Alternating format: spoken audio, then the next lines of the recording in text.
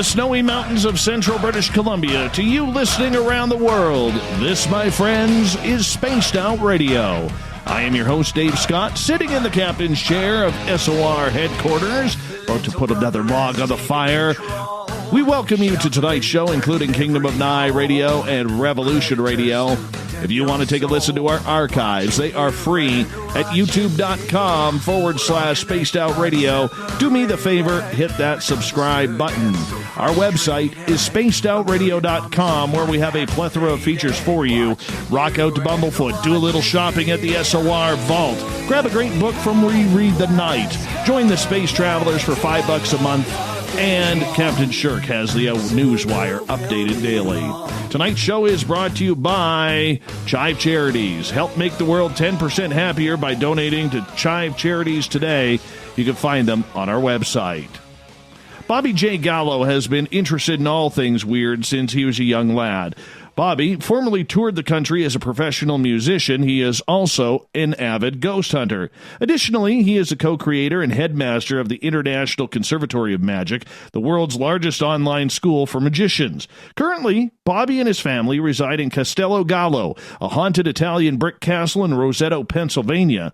His book, Family Spirits, The Adventures and Evidence of Gallo Family Ghost Hunters, is on sale now on Amazon. And we're going to get into some hauntings tonight. Then at the bottom of hour number 3, I will bring you the SOR Newswire, brought to you by Paranoia Magazine. Mr. Bobby J. Gallo, welcome to Spaced Out Radio for the first time. Happy New Year to you. And Happy New Year to you too, Dave. I am so excited for tonight's show. I've been excited for quite a while, my friend, because, I think back when I was a kid, I loved magicians.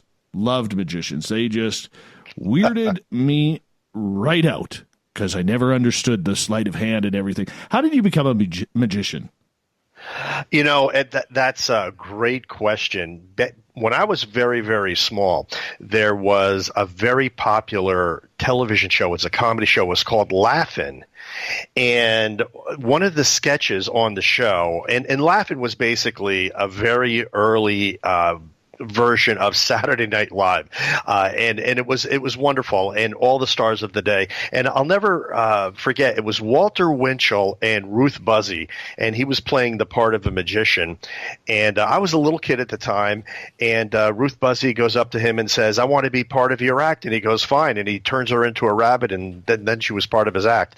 And as a small child, I was like, oh my gosh, I want to do that. That is so cool. I think it was the first time I ever saw a magician, or I got the concept of magic, and I very quickly ran to my local comic book, or I think it was Boys Life magazine, looked in the back and got my dime and sent for a magic catalog, and the rest, as they say, is history.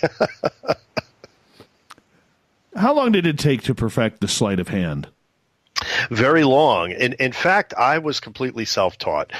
When I was I started by reading books, because, back then, I'm 55 years old now. So back when I was a child, the only way to learn any of this was to read books. There was no YouTube. There wasn't anything like that. So you had to basically try to understand what the book was trying to tell you, look at the diagrams, and in some cases there were no pictures at all, and do it in front of a mirror until you got it right. And then, of course, go out and try to find someone. I always test my tricks on my father, who was in his easy chair, and do tricks for him until and he would always give me an honest critique. And basically that's how I started, and it just takes a lot of work. You got to live your dream out. A lot of people do not get to do that in this lifetime. Yours truly included on that. I mean, if I could be doing what I wanted to do in life, I'd been retired from the Canadian military by now after flying jets for so many years. I didn't get to do that. But honestly, and I mean this as a pat on the back to you, what's it like to live your dream and do something that you love, like magic? It's wonderful to look back on, and it definitely is an accomplishment. It's the road less traveled, for sure. There's only a very small people in the world that could actually probably do something like entertain for a living, and I did it for 15 years. And what had happened was, I had a regular job and my company went out of business, and I had a choice at that point. I can get another job, or I could try to become a professional magician like I wanted to do my entire life. So I thought I'd give it a shot, and it turns out that I was really good at it, and I got picked up by several agencies. One agency, DCA Productions, was actually the same agent for Jeff Dunham, the famous ventriloquist. So Yes. we had the same agent for quite a few years, and they booked me into the college circuit, and I was a regular in a lot of nightclubs, comedy clubs, TV. Looking back now, it's kind of surreal. It almost seems like a different life, but I look back on it with great memories, and it's almost a romantic time of my life. But what happened? When you're a professional magician and you want that other side of life, having a family, you can't really be traveling. I've known a few instances where professional entertainers had kids and took them on the road, and it wasn't really that great for them. So I decided to leave the world of entertainment, but I still do it now, on a part-time basis, and I also do a lot of charity events and things like that as a professional magician. But yeah, it's a wonderful memory, and I'm glad I did it. And, my wife tells me all the time, she goes, it's really amazing what you did accomplish as an entertainer. Even though you never became the next David Copperfield, I was successful enough to know that it was all worth it. That is absolutely awesome. And congratulations to you for that. And I'm going to be honest with you. It takes a bigger man to step away from something that he loves for the sake of his family than it does to keep on going. It really does, man. I know a few people who have done that in their lives, and they've never regretted it. And good for you for doing that. Thank you very much. I appreciate it. I got to ask you, in regards to magic, there is so much mysticism around what we call the dark arts, and magic kind of falls into that.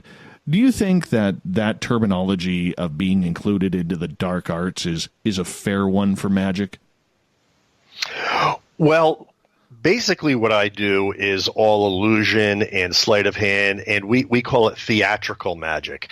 And as you stated in the intro, I am the director for the International Conservatory of Magic at magicschool.com, which is now actually a free site where people can go and actually learn magic for free, no charge whatsoever. Used to be a membership site, but we threw open the doors last year, in fact.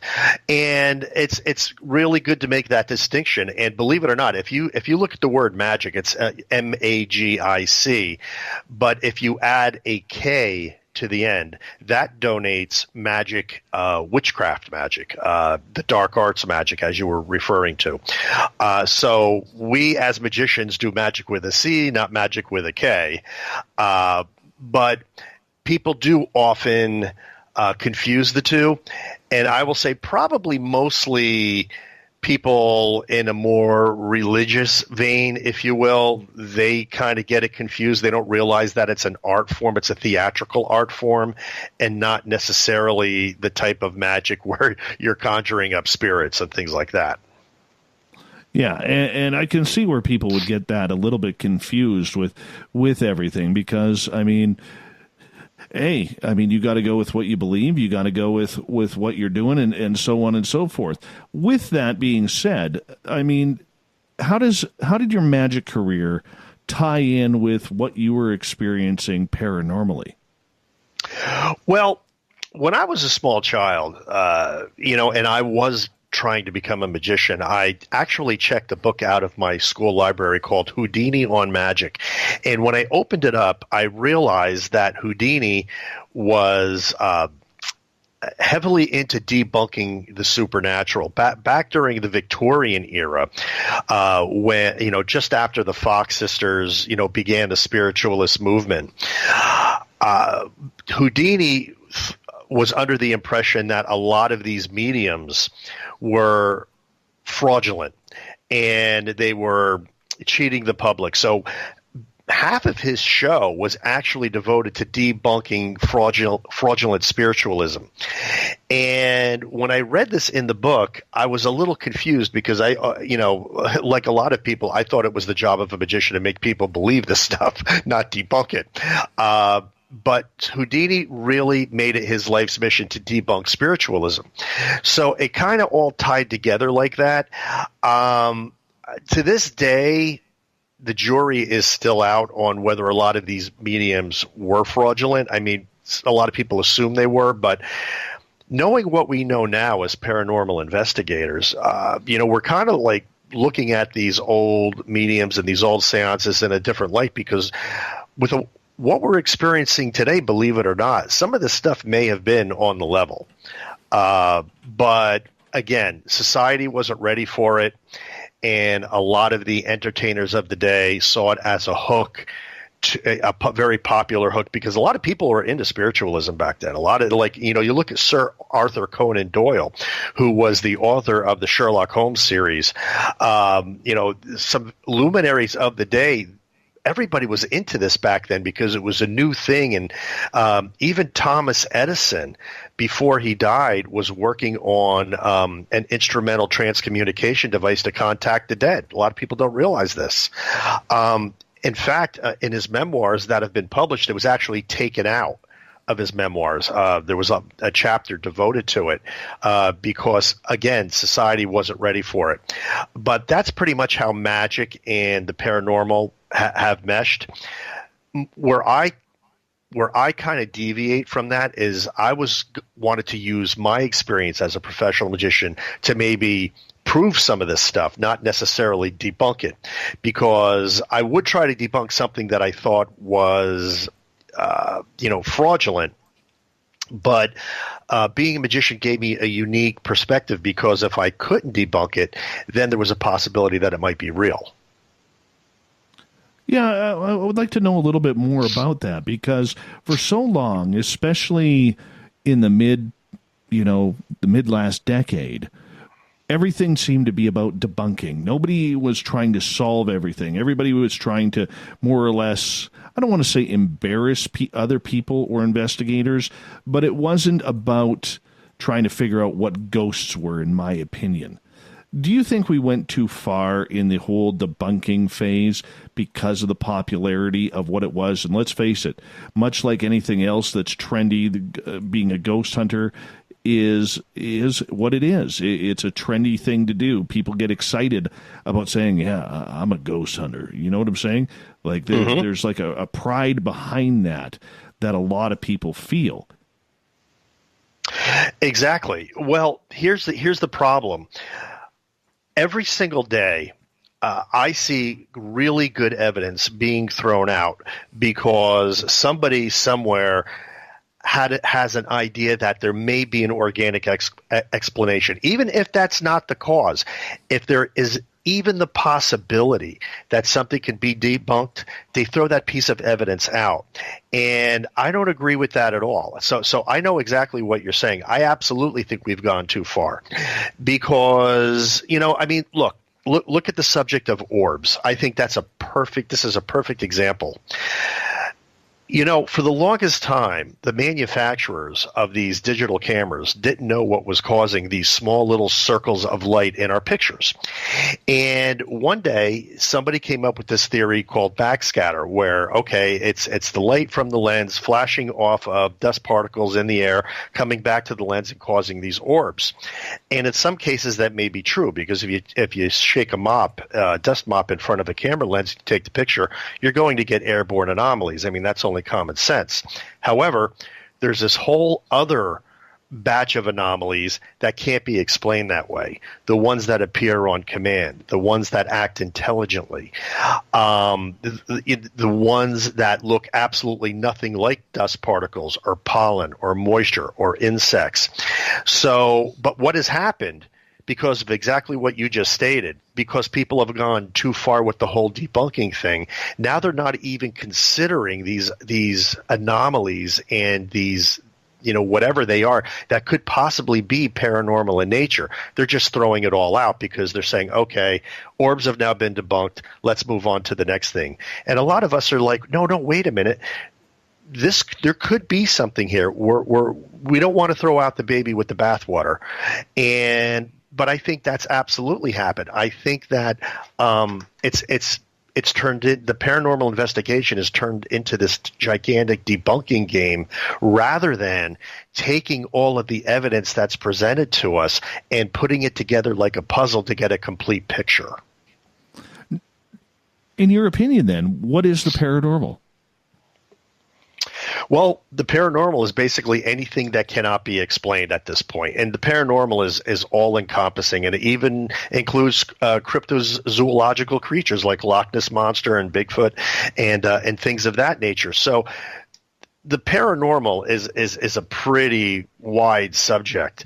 But what I investigate and what my family investigates are ghosts in particular, and that part of the paranormal, because I believe the same as everybody else that the day's going to come when we're going to prove the existence of ghosts scientifically, and then it becomes science. The problem is that there may be no scientific proof of ghosts up to this point, but there are mountains of evidence. I mean, there's evidence everywhere. It's just not the type of evidence that subscribes to the scientific method. Therefore, your diehard skeptics will reject it because they want physical proof. The problem is you're trying to subscribe physical laws to possibly non-physical entities, and that's where the disconnect is right now. Do you believe then that we have lost the idea of what we should be investigating?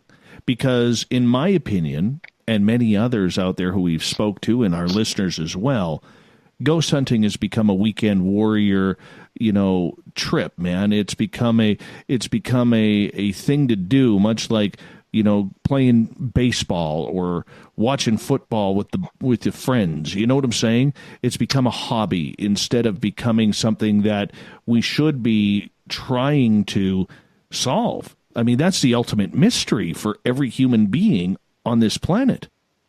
Absolutely. And it's actually become even worse things, in my opinion, because it's absolutely become a weekend warrior hobby, but it's also become a way for people to try to become famous that really don't have a marketable talent. And I'm not trying to insult anybody. I'm really not.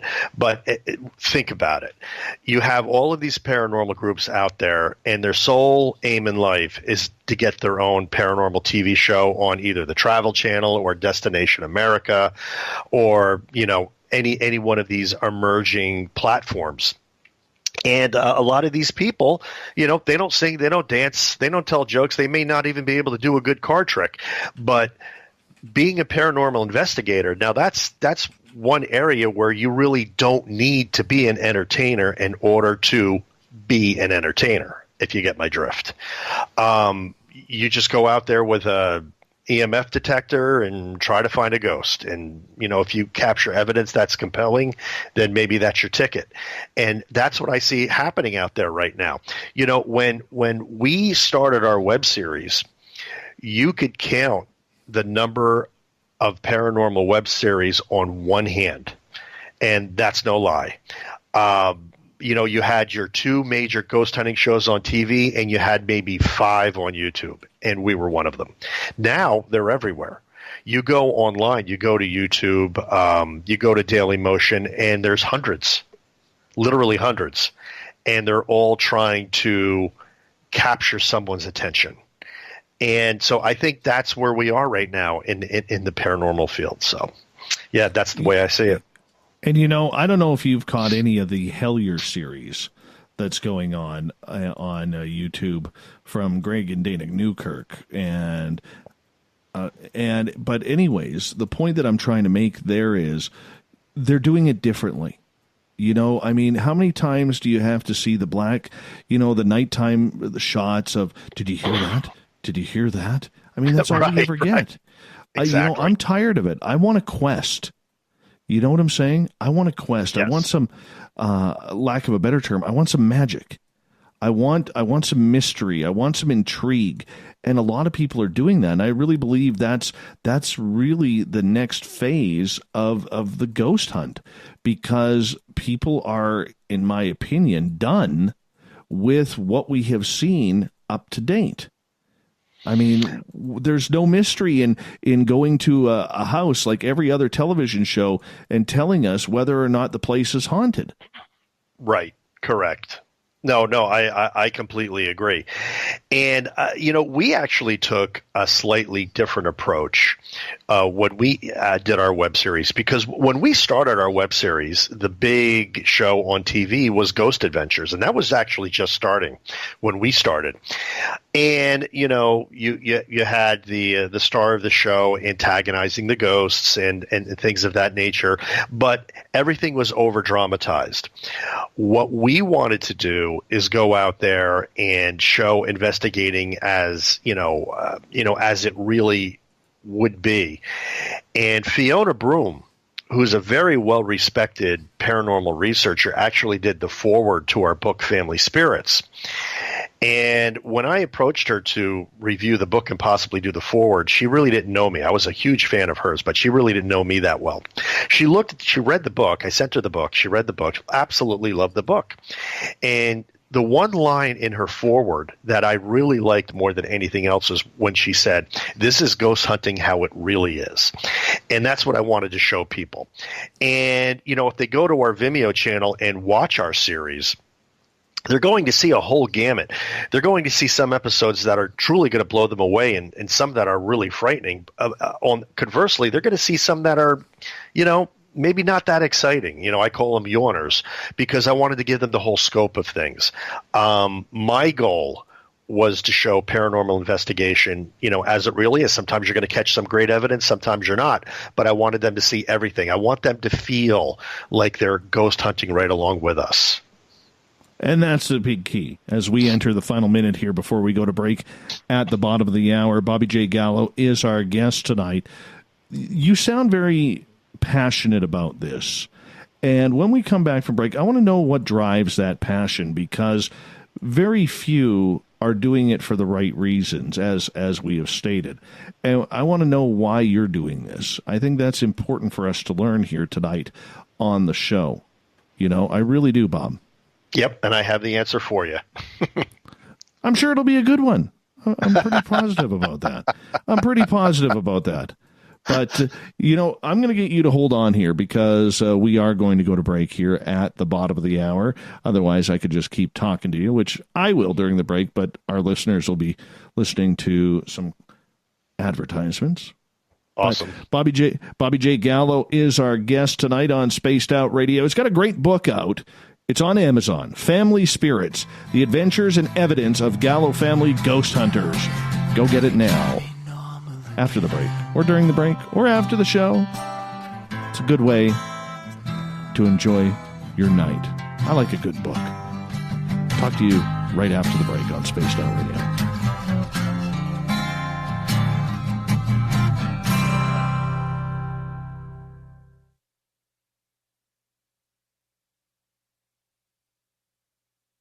Hey, space travelers, this is John Resig, founder of the Chive and Chive Charities. If you know anything about our website, you'd know we like to do things a little differently. We're not some faceless organization collecting money for a nebulous cause. Our donor dollars go directly toward life-improving items. Then we give those items directly to an underdog who needs it most. To become a donor with Spaced Out Radio's official charity, Chive Charities, just go to chivecharities.org/donate. From the heartlands of Canada to beards around the world, we know how to take care of you. Fill your follicles with the Mighty Moose Beard Oil. All our oils and balms are handmade and 100% natural ingredients because we care about your beard.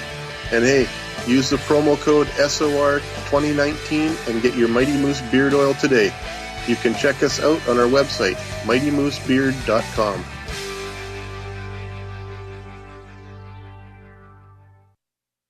Hello, this is your guitar man, Ron Bumblefoot Thal, and I have to tell you, I love the response I get for Little Brother is Watching from Spaced Out Radio fans. It's amazing how music can inspire and make people think deeper about what's going on in the supernatural world. You can head over to my website, bumblefoot.com, to check out my music, my guitar workshops, my touring, even check out some of the hot sauces that I'm working on. And make sure you keep on listening, because with Spaced Out Radio, you know Little Brother is watching. We're adding to the entertainment online for Spaced Out Radio. I'm Amber Beckard, and I want to invite you to subscribe to our YouTube channel and check out Cryptid Tales, where I will take you on a journey into some of the strangest legends and lore from around the world, relaying the stories to you of the strange creatures and experiences that people have had throughout time. You can find Cryptid Tales at youtube.com/Spaced Out Radio. And while you're there, don't forget to check out our free archives and leave a comment. See you there. Move over, brother, and let me own Saturday night. This is Rich Giordano, and I'm inviting you to tune on in to Spaced Out Saturdays starting at 9 p.m. Pacific, 12 a.m. Eastern, where I'm going to bust open the lids on everything paranormal. Why? Because we want answers, and I'm the guy who's going to deliver those answers to you. Join the chat rooms, and we'll see you this Saturday. Just be there. No, really. Hey everybody, the SOR Space Travelers is open. For just $5 a month, you can hang out with Dave and our crew privately in our members-only section. With your signing, you'll receive newsletters on what's going on with Spaced Out Radio. You'll have direct contact with the host during the show in our chat, live streaming videos, and a great forum for your posts and more. Become a space traveler now at spacedoutradio.com.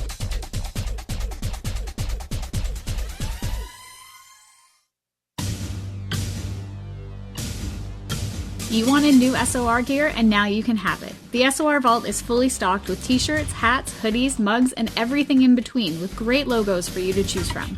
So head on over to spacedoutradio.com, click on the SOR Vault, and go shopping. Pricing is quite affordable, and you can look good representing your favorite show. So go to our website and pick up your new SOR wear at the SOR Vault today.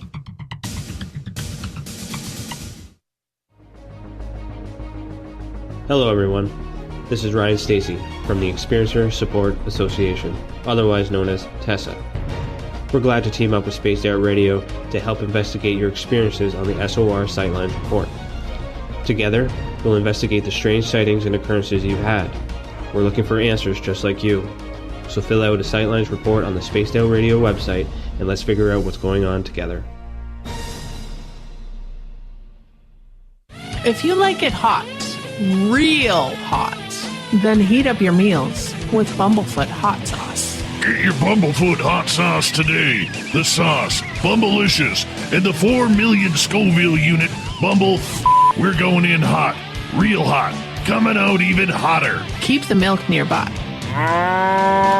and tantalize your taste buds tonight. Bumblefoot hot sauce, available now at kajans.com. Cold drinks, great food, and the best music in Vancouver. The Moose Vancouver is the place to be, open until 2 a.m. nightly. Everything on the menu starts at just $6.95. Who serves food that cheap anymore? At the Moose, you'll never know who you'll run into. Rock stars, actors, athletes. It's the place everyone wants to be. So join us at the Moose Vancouver. The Moose Vancouver, the official party bar of Spaced Out Radio. Hello, Space Travelers. It's me again, Carl.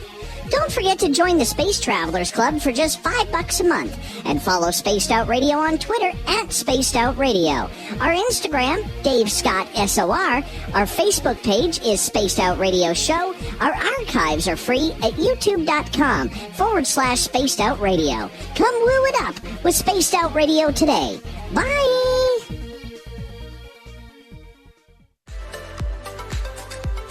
Are you looking for great advertising value for your company? Look no further than Spaced Out Radio. We have a multitude of places to get your name out there, including commercial ads during the show, special promotions, and banners on our website. Our audience is proven to support the companies that support our show. We can make your budget work for you. So for more information, please contact us at sales@spacedoutradio.com.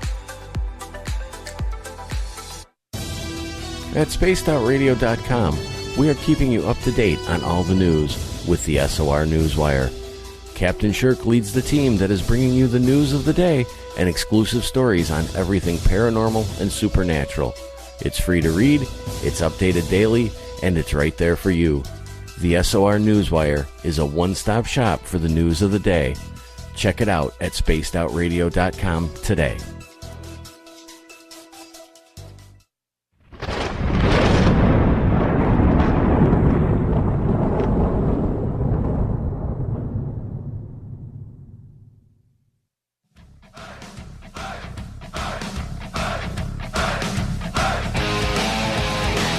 Welcome back to the second half hour of Spaced Out Radio. Tonight, I am your host, Dave Scott, sitting in the captain's chair of SOR headquarters. Great to have you with us. We're talking with Bobby J. Gallo tonight, former professional magician who now is a paranormal investigator. Well, has been for actually quite a while, but he's got a great book out called Family Spirits, The Adventures and Evidence of Gallo Family Ghost Hunters. We're going to get to that in hour number 2. Bobby, welcome back to the show. Really appreciate you taking the time. Thank you, Dave. First half hour was great. It goes by a little quick when you're having fun, that is for sure. Absolutely for sure. Hey, we were talking about the paranormal beforehand and the reason why people are ghost hunting. Are you a person on a mission to try and figure out what is going on? What is driving you behind this? And the reason why I asked that question is Joey in our SOR Space Travelers Club on our website made a great comment earlier on. He said, for some of us, the quest is personal. Is it personal for you? Absolutely it is. In fact, I do touch upon this in the book Family Spirits. What happened to me, it was years ago. My father had passed away in 1983. And for years after he passed away, I was actually having nightmares, and there was a burning question that I had.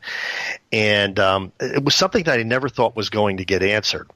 And then one day, this is after my family and I moved down south. We were in Fort Mill, South Carolina at the time. My sister-in-law calls, and she says, "You're never going to believe what just happened."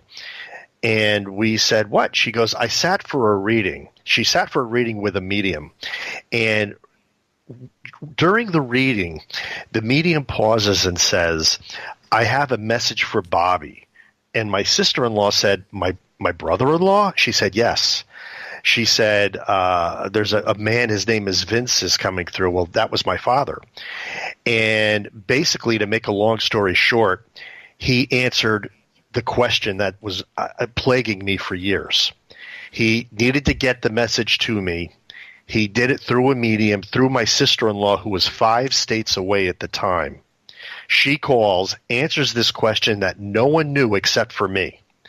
So it just blew me away. It was one of those mind-blowing personal experiences, and ever since then, I said to myself, I need to know. I need to get more answers. What happens when we die? Where do we go? Where is my father? Because obviously he's somewhere. He just made a telephone call to my sister-in-law through a psychic to answer a question that I had.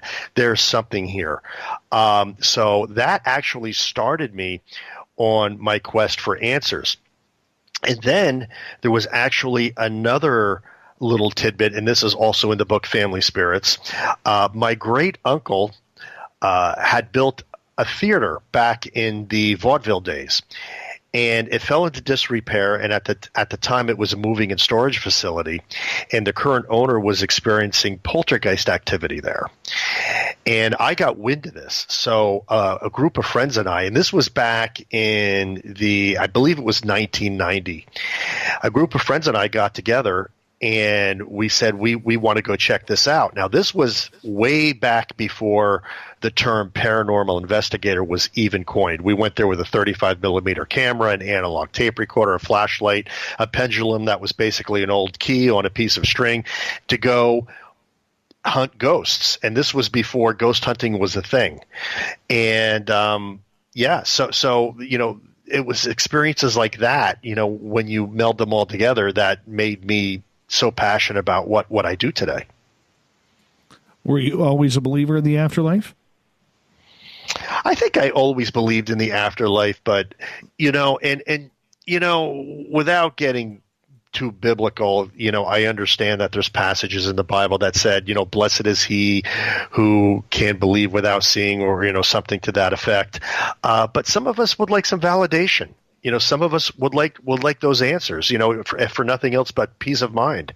It is the greatest mystery of all. I don't think anybody can deny that. But when you look at history, when you look at human history, every single culture going back millennia has had a belief in spirits and the afterlife. So if nothing else, they knew it intuitively. So look, I know faith is a great thing to have, and I admire people who can believe all of this without having a shred of evidence. I'm not one of those people, and I think most people in our profession are like me. And we would like to see a little bit and to experience a little bit just to know that there is something on the other side. The good news for me, I've now experienced so much, and I've communicated with so many entities that it's no longer a question for me. I know there's an afterlife. I know ghosts exist. Now it's just a process of gaining more and more evidence so that I could share it with other people. I understand the idea that you were having here, with your father and everything like that. I think we all have that personal question on why we need to do this. But hearing the passion in your voice in regards to trying to accomplish this, do you feel you've gained ground into what this mystery is? Because that is one of the biggest questions that many of us have. Are we gaining any ground in trying to solve this ultimate mystery? We're gaining ground in the sense that we are compiling evidence. But like we discussed in the first hour, there's still no scientific proof. And that could be for any number of really good reasons, but I look at it like this. In fact, we just did a book signing not too long ago for Family Spirits. And, during the lecture, it actually came to me to explain it this way. When you're in a court of law, both the prosecution and the defense are presenting evidence. Now, they're not presenting evidence to get scientific proof. They're getting evidence to prove something beyond a reasonable doubt. So that's basically what we're trying to do as ghost hunters and paranormal researchers. We are trying to gather enough evidence so that we can prove beyond a reasonable doubt that not only do ghosts exist, but the afterlife exists. So that's really what we're trying to do. So maybe this is a cosmic a paranormal court case. Maybe that's how we should really be looking at this, honestly, because the people that are throwing away everything that you can't put in a petri dish, well, you know what? They're going to be searching for a very long time, and maybe they should find a new hobby, because I don't think we're going to get there anytime soon. We have to take a different route to prove the existence of the paranormal. So basically, that's how I'm approaching it. And we'll continue to approach it until it just becomes so undeniable that we have to accept its existence. What is needed? What are we missing, in your opinion? What would be great if we could get it is a cooperative entity that can help us can help us with repeatable evidence, can consistently answer questions or can answer specific questions. Here's the rub.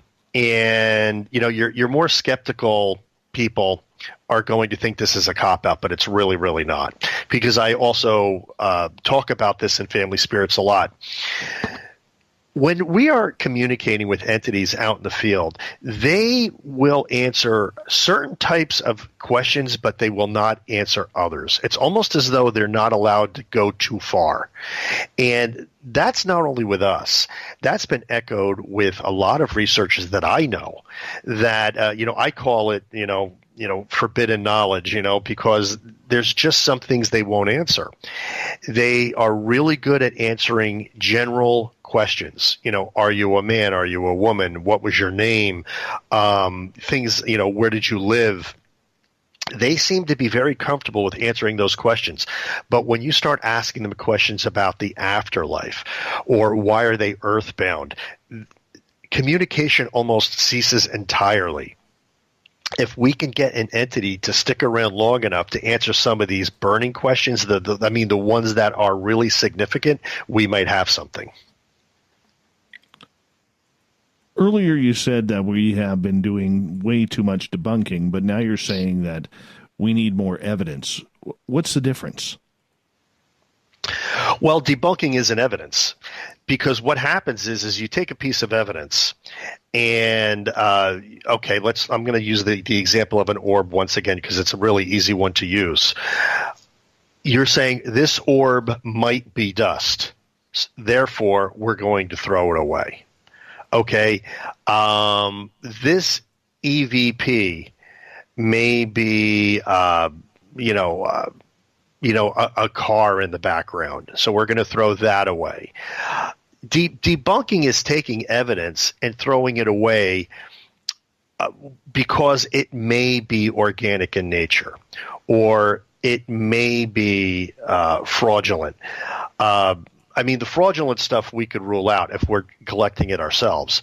But evidence and debunking are two different things. Evidence, I have a lot of evidence, and yet I've had people look at some of my evidence and say it's fraudulent. I'm like, I can tell you right now it's not fraudulent because I took the picture or I recorded the EVP. In fact, I was just on a show with an expert in the field of metaphysics, and he listened to some of my EVPs, and he said, the problem with your EVPs is that they're too good. He said, I listened to this, and it almost sounds like somebody's trying to put me on, even though it was 100% genuine. So when you get somebody like that, when you get something like that happening, or you get the critics like that, how do you take that? Because a lot of people take it personally that they're being prejudged as fakers, as hoaxers, because let's face it, with the technology today, it's very easy for that to be done. So how do you deal with that aspect? Well, I deal with it several ways. First of all, haters are going to hate. You know that old saying, and unfortunately, it's absolutely true. I could tell anybody listening to this show tonight that if they read Family Spirits, every single thing in that book is real. Everything is true. Everything is above board, because that's the whole reason I wrote it. But you're absolutely right. There are many, because of technology, evidence is easy to fake. So what is my answer? Come on an investigation with me. I've invited so many skeptics on investigations, and some of them have come. Some of them have gotten genuinely freaked out, because the one thing about us is when we do an investigation is we seem to attract spirits.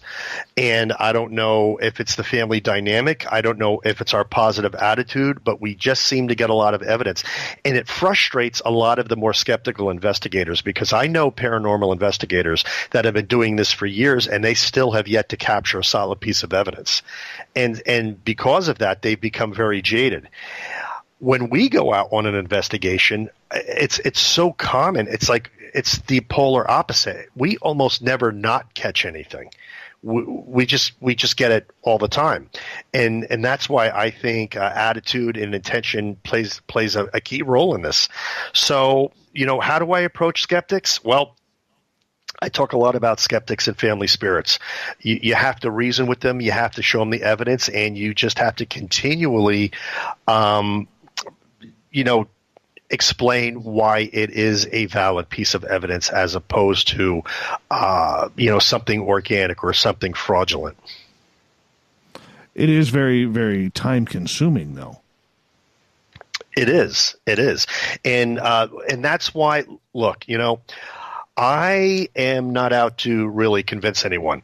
What I'm out to do is present my evidence. If they're going to be dead set against accepting it, sometimes there's nothing you can do. And this is really a great point, because people are skeptics for different reasons. Sometimes they're suffering from something called phasmophobia, which is the actual fear of ghosts. And I've actually had a skeptic that I was going tooth and nail with this guy on YouTube Back and forth, back and forth. Finally, and I give him credit for this, he fessed up to me. He goes, look, the bottom line is I don't want to believe.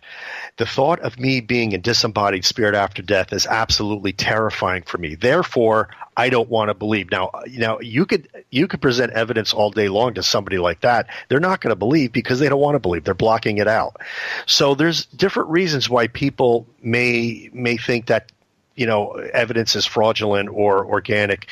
So we have to find the root causes for that a lot of times. But I think, then there's these people that are just, they're so, science is a religion to them. And unless something subscribes to the scientific method, they're not going to believe it. So you're walking a tightrope here. But I've found over the years, especially with the show and now with the book, there are so many people that do believe and so many people that will take an objective look at our evidence, and that's really refreshing. In fact, at our last book signing, and we had a packed book signing, there was not one person in that audience that was that hard-nosed skeptic that I was talking about. Everybody was open, and it was great. We did our first public investigation after that book signing, and it was just an unbelievable experience. When people are coming up to you and asking what's going on, how are you getting this? Why you? How do you explain that? Because there are so many people out there, Bobby, who want that experience, whether it's a haunting in their house or to see that UFO or that Bigfoot in the forest. And yet here you are, you're like a paranormal attractant. I look at my friend Mike Morin, who comes in with Haunted Crew of Canada. He's the exact same way. I can go into a building and not get anything. He'll walk in there, and all of a sudden his ghost box starts lighting up like it's singing Christmas songs. And in the meantime, mine's not getting a single word. It's ridiculous. It upsets me because Merle is, he's it's almost like a friendly competition that we have. But for people who want to believe but have never had that experience, what do you tell them? It's one of those great unsolved mysteries in our field, to be honest with you, because you are absolutely right. There are some people, for whatever reason, they don't get the evidence, and then there's people that get evidence all the time. But I would go back to, intention. I know people that they go into places and they're skeptics and they're like, oh, I'm going to go on this ghost hunt and I'm going to see if I can hear a ghost. And if I don't hear a ghost, then I know that this is all BS. Well, look, let's look at it from the perspective of the ghost. These ghosts are not out to prove anything to you. They're not out to prove anything to me unless they really want to, unless they have a message or a story that they need to tell. So many, many times they pick and choose who they want to communicate with. Now, that doesn't mean that you're a bad person, that they don't want to talk to you, but there may not be a reason at that time to do so. Why does it happen to us so much is really anyone's guess. But I can tell you, here's a great example. You are probably just like me personally. When I go on a solo investigation, I don't get a fraction of the evidence that I get when I go out with the whole family. So why does the dynamic change? We're still trying to figure that out. Maybe people exude a certain energy that's more attractive to spirits. We're in a fetal stages right now of paranormal investigation and paranormal research. We are trying to figure these things out. I do think it has something to do with a person's personal energy, but I think it has more to do with intention. For people who may not understand, what do you mean by intention?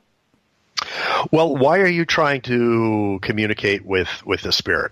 I mean, do you just want to do it because, you want to scare, the crap out of everybody at the next party? Or do you want to do it because you're really trying to help the spirit or tell their story? Or, what are your intentions? Are you trying to do it just to get on TV? Or are you trying to do it really because you're trying to prove the existence of the afterlife to benefit those who really need answers? Those kind of intentions, because I think that makes all the difference. It's the same. A lot of people say, don't play with Ouija boards because they're dangerous. And in some cases, they may be. It all has to do with intention. What are you trying to attract? I mean, there's people out there. I mean, just take a look across Facebook or, some of these social media sites, and people are trying to conjure demons. Well, I have news for you. If you go for that, that's exactly what you may get. So intention means a lot. I shut that out. They call this psychic phenomenon for a reason. Psychic, which means it happens in the mind. And I'm not talking about the brain. I'm talking about the mind, which are two different things. So, our intentions are very powerful things. We attract things with our intention. You might have heard of the law of attraction. Well, I think that equally works when it comes to spirits and entities. So intention, I think it's the single most important thing in paranormal research. What's good evidence, as we got about 2.5 minutes here before we go to break? What's good evidence? And that's going to change depending on who you talk to. There are some, for instance, some people think that EVP is the only acceptable evidence, and I have to agree that it's very strong. There are so many people that will not accept any photographic evidence at all. However, there are a lot of people, all they do is try to capture photographic evidence. So honestly, what is good evidence? Anything that cannot be explained rationally is probably good evidence, because I go the whole gamut, including ITC, and because there's some ITC that can't be chalked up to random words coming out of a novelist. It's too thematic and consistent to deny. So with that, how often does that happen? A lot. A lot. In fact, we have some ITC equipment, and I presented some of the evidence gathered with it to the creators of the same equipment, and they're blown away. So yeah, and yeah, I mean, I don't know how much time we have, but there was one instance where there was just no denying that it was a spirit communication. It was using an ITC device. Interesting. What did it say? Well, we were actually in front of an abandoned mausoleum. Actually, it wasn't an abandoned; it was vandalized. Somebody had broken into the niches, and the remains were actually gone. And when we approached the mausoleum, all of our equipment started to light up. And all of a sudden, we had an app on called the Ghost Speaker, which is basically an Ovilus app, and the word came through that said 11, the number 11. It was 11. It said 11.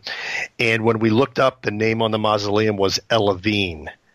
It was only one letter off. So interesting. I'm going to get you to hold on right there. We're going to grab this when we come back from break. 1 hour down. We got 90 minutes to go with Bobby J. Gallo. We're talking paranormal experiences tonight on Spaced Out Radio, so stay tuned.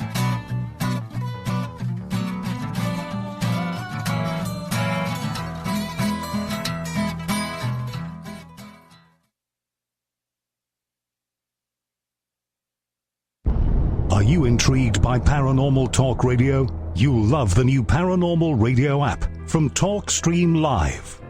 You'll find a great selection of talk shows covering UFOs, ghosts, strange phenomena, and much more. Download the Paranormal Radio app now and start listening to the very best in paranormal talk entertainment, including the network you're listening to right now, the Paranormal Radio app.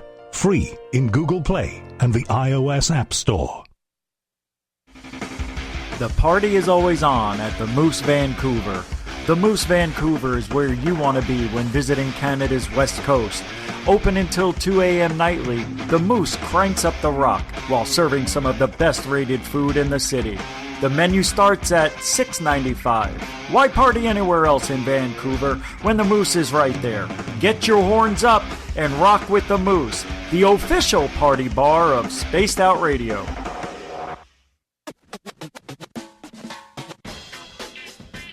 The SOR Vault is open for business, and do we have some cool swag for you to pick up? All you have to do is head over to our website and click on the SOR Vault. You have a variety of cool logos to choose from, and put them on anything you want. T-shirts, hoodies, hats, coffee mugs, you name it, we can get it to you. So do your shopping by supporting the store you love. Get your Spaced Out Radio swag at the SOR Vault today.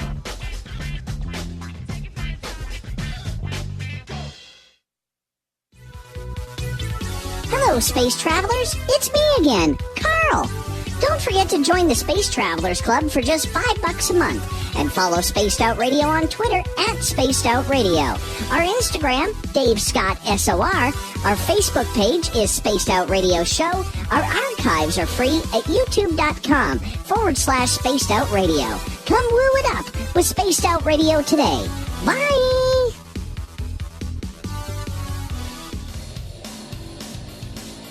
We all know on Spaced Out Radio we love a good beard and mustache, so why not take care of your facial hair with Mighty Moose Beard Oil? Made in Canada, we're taking care of beards and stashes around the world. We use 100% natural ingredients with our oils and balms to make your whiskers feel silky smooth. Use promo code SOR2019 at MightyMooseBeard.com today.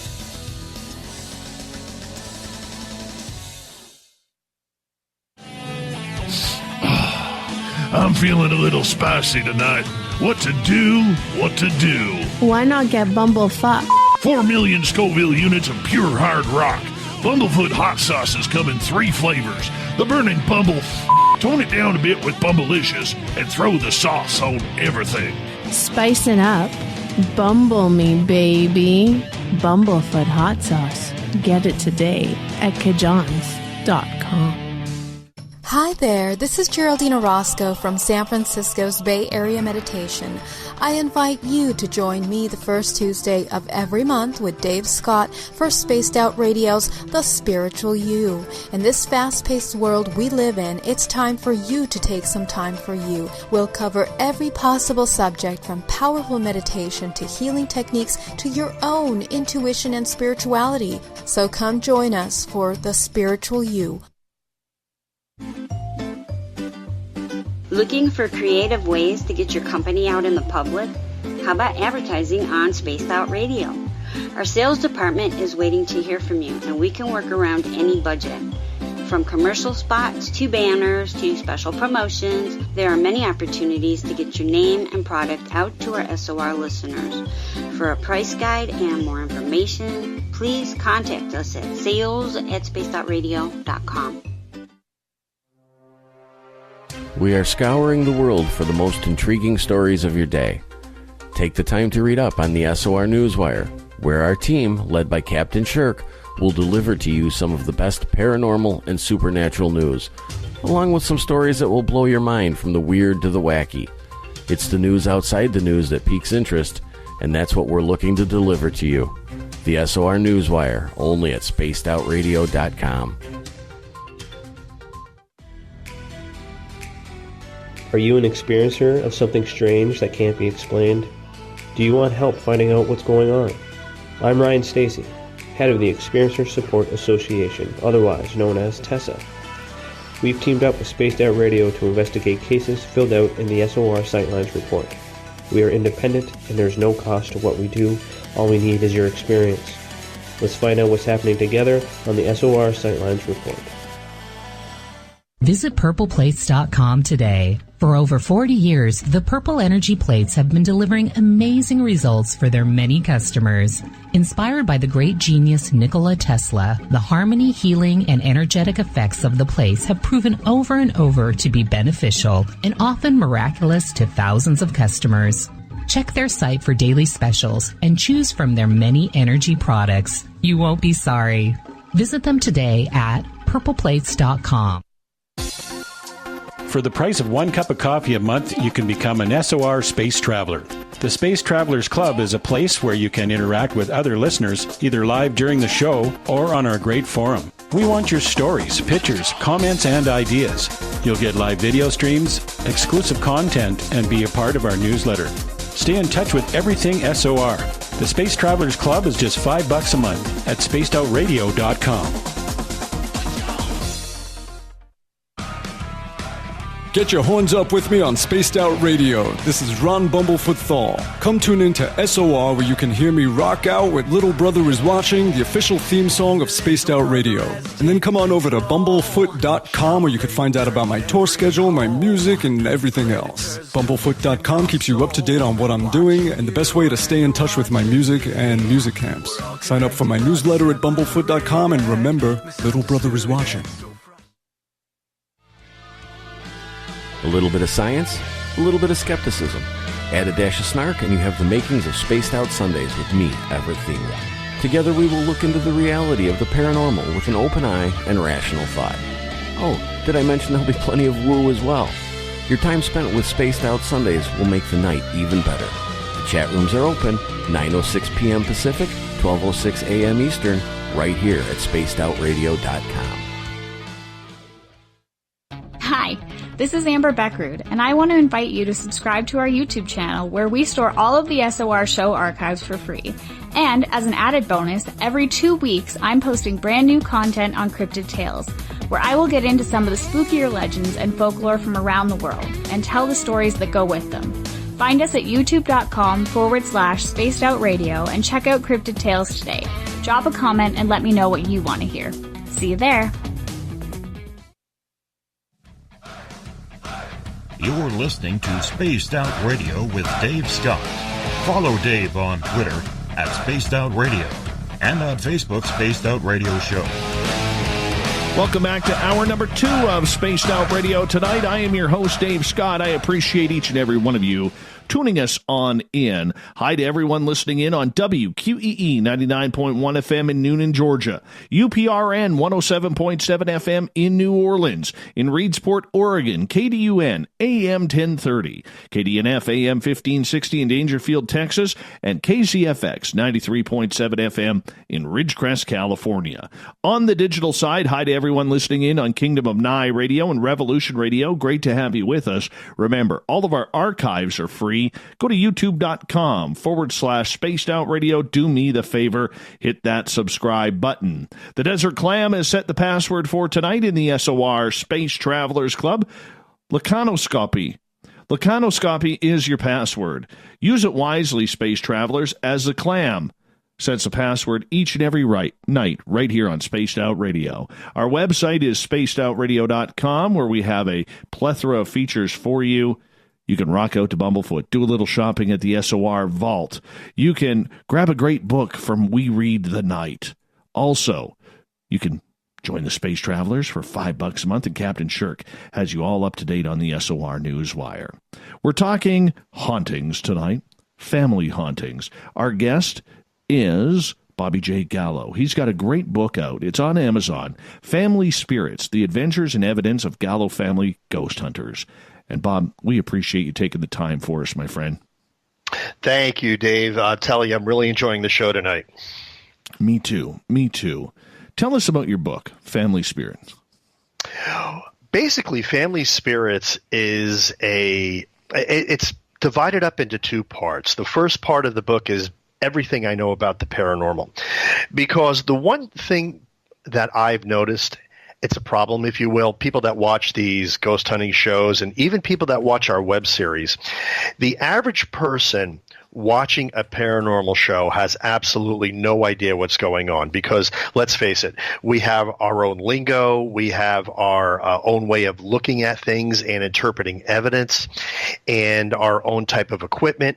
So what I wanted to do is I wanted to give the average person off of the street a primer of paranormal investigation and ghost hunting. So that's basically what the first half of the book is all about. So if you know nothing about ghost hunting, nothing about what these people on TV are doing, this is going to be a great book for you because after you read the first half of this book, you're going to totally understand it. Now, the second half of the book is a companion to the web series. We've had a web series now since 2011. We have 60 episodes, 60 episodes. And the second half of the book will basically walk you through every single one of those episodes, just as though you are ghost hunting right along with us. Because there are things that have happened on the episodes. What was our feeling in the car on the way home? What happened when the camera wasn't running after the batteries died? This book is going to tell you all of those things. It's going to give you an inside look at the life of a ghost hunting family, and it's going to explain the episodes in a way where when you actually do watch them, you're going to see them in a whole different light. You're going to say, oh, wow, that's what he was talking about in the book. And, oh, I can't wait to see this actually happen. I read about it. Now I actually get to see it. So that's basically the two halves of the book. The first half is a paranormal primer, and the second half is all of our it's basically our ghost story in a very wide sense. Tell us a ghost story from the book. Well, there are so many, but let me give you one. I was reading when I was living down south. I was reading about this small family-owned cemetery, and there were reports of strange mists emanating from this cemetery, and it was a local urban legend, if you will. Well, I struck out on my own, and I found the property that it was located on, but it was privately owned, and it was set back way in the woods. So I went to the owners of the property. It was a stately southern mansion. I walked up there, rang the doorbell, and a gracious woman answered the door, and I told her who I was and asked her if I can investigate this family burial plot. She agreed, and she actually told me some stories about the family. So later on, I went back myself, and I went through the woods. I found the cemetery, and I had my EMF detector on the time. Now, this was in the middle of the woods. There was no power lines. There was nothing at all. As soon as I approached the gate, the EMF detector nearly jumped out of my hands. It was reacting wildly. That's even putting it mildly. And believe it or not, I had a video camera running the entire time because I videotape everything. So I got this all on camera. When I approached the gate, I couldn't enter the gate. The gate, it just would not let me enter. Something was keeping me physically out of this small cemetery. It was one of the only times I actually physically got frightened at an investigation. So I brought my wife back later. She had brought dowsing rods because she was very gifted with the dowsing rods. And she was able to establish a communication. The entity that was keeping me out of the cemetery gave us permission to enter. Immediately, the EMF detector stopped. I was now actually allowed to enter the cemetery. We did a few more tests. Came back later with the kids, the whole family, and this was we did a midnight investigation. Once again, we had permission to be there. And during the investigation, we asked the entity if it would pose for a picture. And it said yes through the dowsing rods. My oldest daughter, Nikki G, was taking pictures at the time, and I was videotaping, and she saw it through the viewfinder. She was using an infrared camera.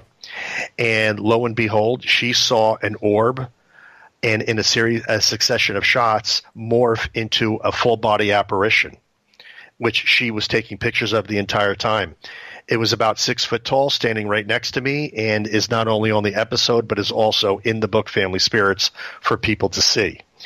So it actually posed for the picture, communicated with us for a little while, and then after a while, everything died off, and we went home. But that was probably one of our most impressive investigations. And that is entitled The Hidden Grave of Thomas Sprott, and that can be seen at ghosthunter.ws. Very interesting. What gets you scared these days? In the beginning, a lot. Today, not very much, because I've now come to the conclusion that there is far more to fear from the living than the dead. But there were times when we did get frightened. One time, it was believe it or not, our second investigation. We were told to leave a cemetery by a spirit. And that was a very quiet ride home. And so it basically was using an EMF detector, and we were asking it to ping once for yes, two for no. And the pings were very light.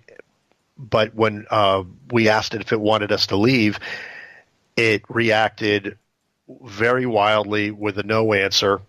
And that was coupled with a feeling of oppression that was felt by all four of us. The air got very heavy. We were all feeling it.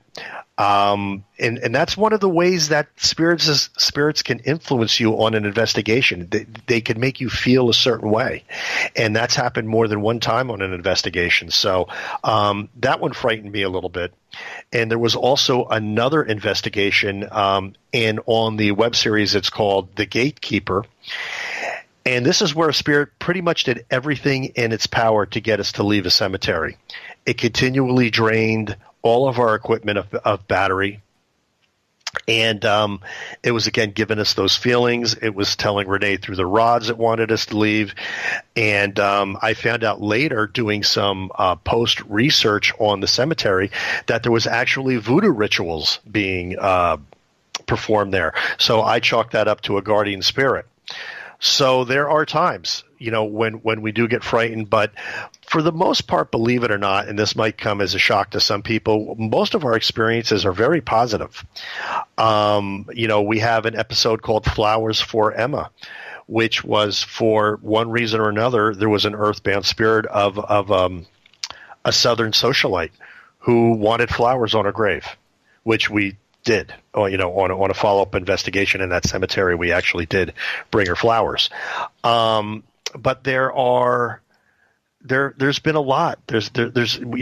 We've had episodes where we've gone to the site of tragic events and got some very disturbing EVP. But I think sometimes when you're dealing with the paranormal and you're dealing with earthbound spirits, spirits are earthbound for different reasons. Sometimes benign reasons and sometimes not so benign reasons. So you really never know what you're going to encounter. You really have to be ready for anything. So yeah, but to make a long story short, not a lot scares us anymore. That wasn't the case in the beginning. What's off limits? What will you not investigate? I will not investigate old lunatic asylums. I don't like them. I think the energy there at these insane asylums are very negative. The hell that people went through in these places is beyond imagining. And if there's anything that's lingering there because of that negative energy, I don't want to experience it. I will not investigate old American Indian burial grounds, because I'm telling you right now, they don't want you there. And no good comes of those investigations. I've known more people to get in trouble from investigating those sites than almost any other type of site. Nothing that is demonic that, at least I can tell. If I even get the slightest whiff of something being demonic, I am out of there. It is not worth it. And I have two strict rules. Number one is never investigate in your home, because you don't want to possibly stir up energy where you sleep, and never take anything home from an investigation, because things have been known to carry spiritual attachments. And even if it's a shiny rock or something like that, there's things you almost want to be third party on an investigation, because it's almost like that Disney World ride where the hitchhiking ghosts are in the back seat of your car. You don't want that to happen, and it can. And sometimes you can get attachments even if you don't take anything home with you. We had to get rid of a pair of dowsing rods because they became so charged up with energy. I actually thought they were causing problems in our home, so I had to get rid of those.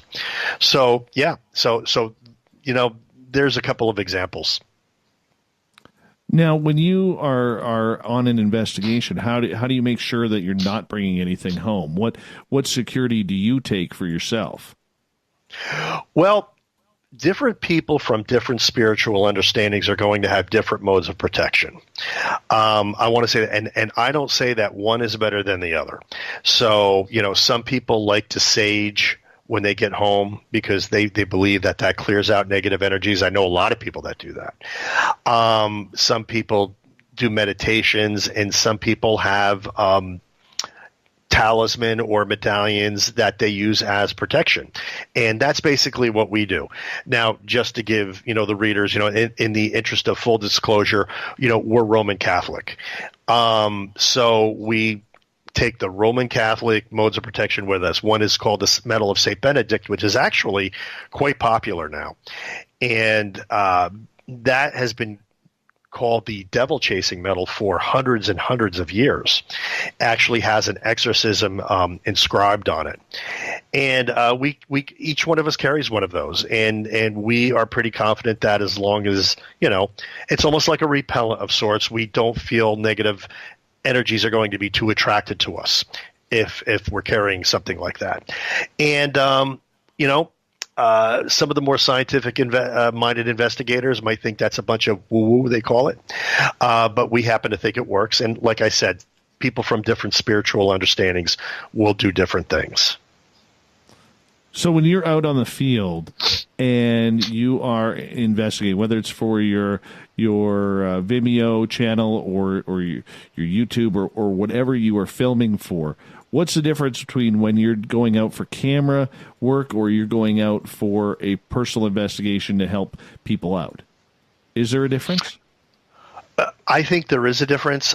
We actually don't do personal contract investigations like that because I'm trying, to be honest with you, and I did not write about this in Family Spirits. And in fact, this is probably going to be the first time I've mentioned this on a radio show. We've actually done a few types of investigations, if you will, for family, and it didn't work out too well. So after those experiences, we decided not to do it. And just to, I don't want to leave people hanging. It was a case of an entity posing as a family member that was not a family member. And this is very common. And this is why I don't like to try to contact deceased. Like, I won't try to contact my deceased father. I'll leave that to the psychic mediums. I'm not going to do that because I know now from experience you can get earthbound spirits that will pose as someone entirely different than who they are, and that only leads to a lot of trouble. So that's something I don't do. What else don't you do? I don't do that. We don't take things home from an investigation. Well, but I'll tell you the reason why I ask is because there are so many people out there right now who are really reckless, and I realize that there might be listeners out there who laugh and say, "Really? Like, how can you be reckless when you're going to find it? You don't even know if this is all true. You don't know." And to an extent, they are correct. But for those of us who have experienced something supernatural, that reality is very, very real. And it is very scary for a number of us because we don't know what it's like. Like, I'll be honest with you, I'm a guy who gets attacked. Okay? And I believe you. So when I have, I run a ghost tour to raise money for our local museum, me and my team, and we've been attacked. It's not fun. And there is a measure of danger that goes along with this that many people who are not as involved or evolved in this entire field have no clue about because they just don't fully understand or cannot comprehend, whether it's out of ego or anything. So when I'm asking about how, what else don't you do for your own safety, that's where the question comes from. Okay, and that's really that's a great clarification. So definitely thank you for that. In fact, just recently, I don't know if it was earlier today or yesterday, I was reading on Facebook, some gentleman got a great a great picture of a full body apparition. And someone said, "How did you get that?" He said, "Oh, I was doing a blood ritual." And I was like, "What?" And he explained it, where he's literally cutting himself and letting blood drip on a Ouija board. I can't think of a more dangerous, insane thing for anyone to do, because you are never going to attract anything positive doing that. And you really, and again, this goes back to what I was talking about, intention. People, if you're going to do this, be careful. And because you don't understand how potent an attachment can be, you don't want to invite that into your life. And if it's the wrong kind of an attachment, you're going to be calling a priest, because these things can be dangerous. And that's why I take the precautions I take. And it's probably a reason that, people might want to read Family Spirits, because I do talk about this in Family Spirits a lot. And So basically, to answer your question, don't be doing things like that, and don't try to conjure a demon because you think it's going to be cool, because trust me, it won't be. No, it's not fun. It's not fun at all. I have some questions from our audience in their chat rooms. Would you be okay if we asked a few? I would love that. Perfect. All right, let's start off in the SOR Space Travelers Club with Joey, who is asking. He says, it's interesting that you carry a Roman Catholic talisman for protection. So how does it work that each differing belief system talisman or such would work? How do they all translate to having the same effect, in your opinion? It's a wonderful question. But I do believe it goes back to what I was talking about, that this is called psychic phenomena for a reason. This all happens in the mind. I think the more because I think attention is the most powerful thing. I've had spirits leave just because I firmly told them to leave. So I believe that if you firmly believe something is going to protect you, it will.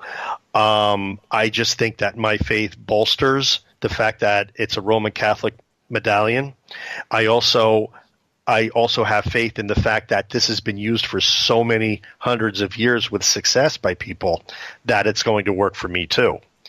Now, does that mean that I could draw a smiley face on a piece of paper and it's going to have the same effect? No, I don't think so.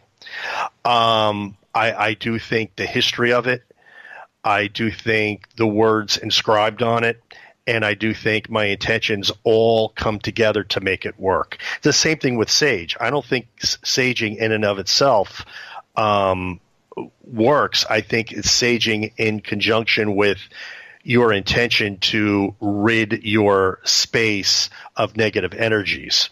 So I hope that makes sense.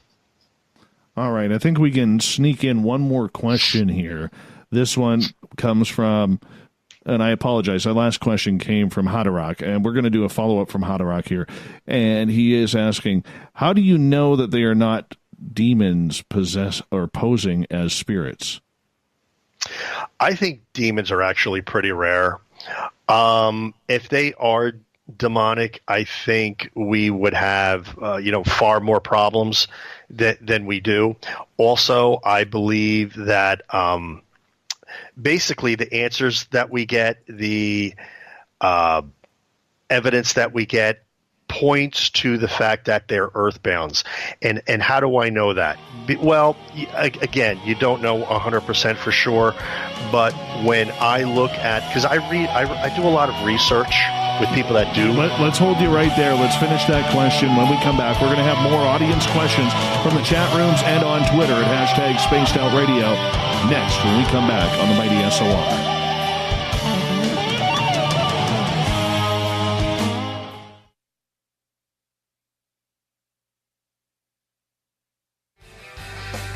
From the heartlands of Canada to beards around the world, we know how to take care of you. Fill your follicles with the Mighty Moose Beard Oil.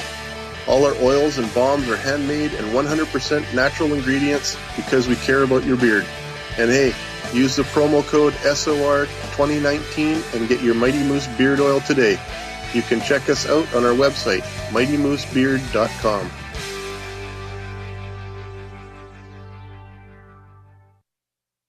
If you like it hot, real hot, then heat up your meals with Bumblefoot hot sauce. Get your Bumblefoot hot sauce today. The sauce, Bumblicious, and the 4 million Scoville unit Bumble. We're going in hot, real hot, coming out even hotter. Keep the milk nearby. And tantalize your taste buds tonight. Bumblefoot hot sauce, available now at kajans.com. Hey everybody, the SOR Space Travelers is open. For just $5 a month, you can hang out with Dave and our crew privately in our members-only section. With your signing, you'll receive newsletters on what's going on with Spaced Out Radio. You'll have direct contact with the host during the show in our chat, live streaming videos, and a great forum for your posts and more. Become a space traveler now at spacedoutradio.com.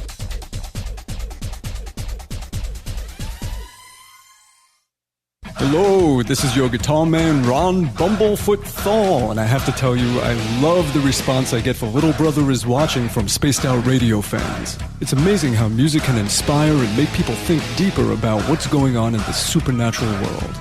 You can head over to my website, bumblefoot.com, to check out my music, my guitar workshops, my touring, even check out some of the hot sauces that I'm working on.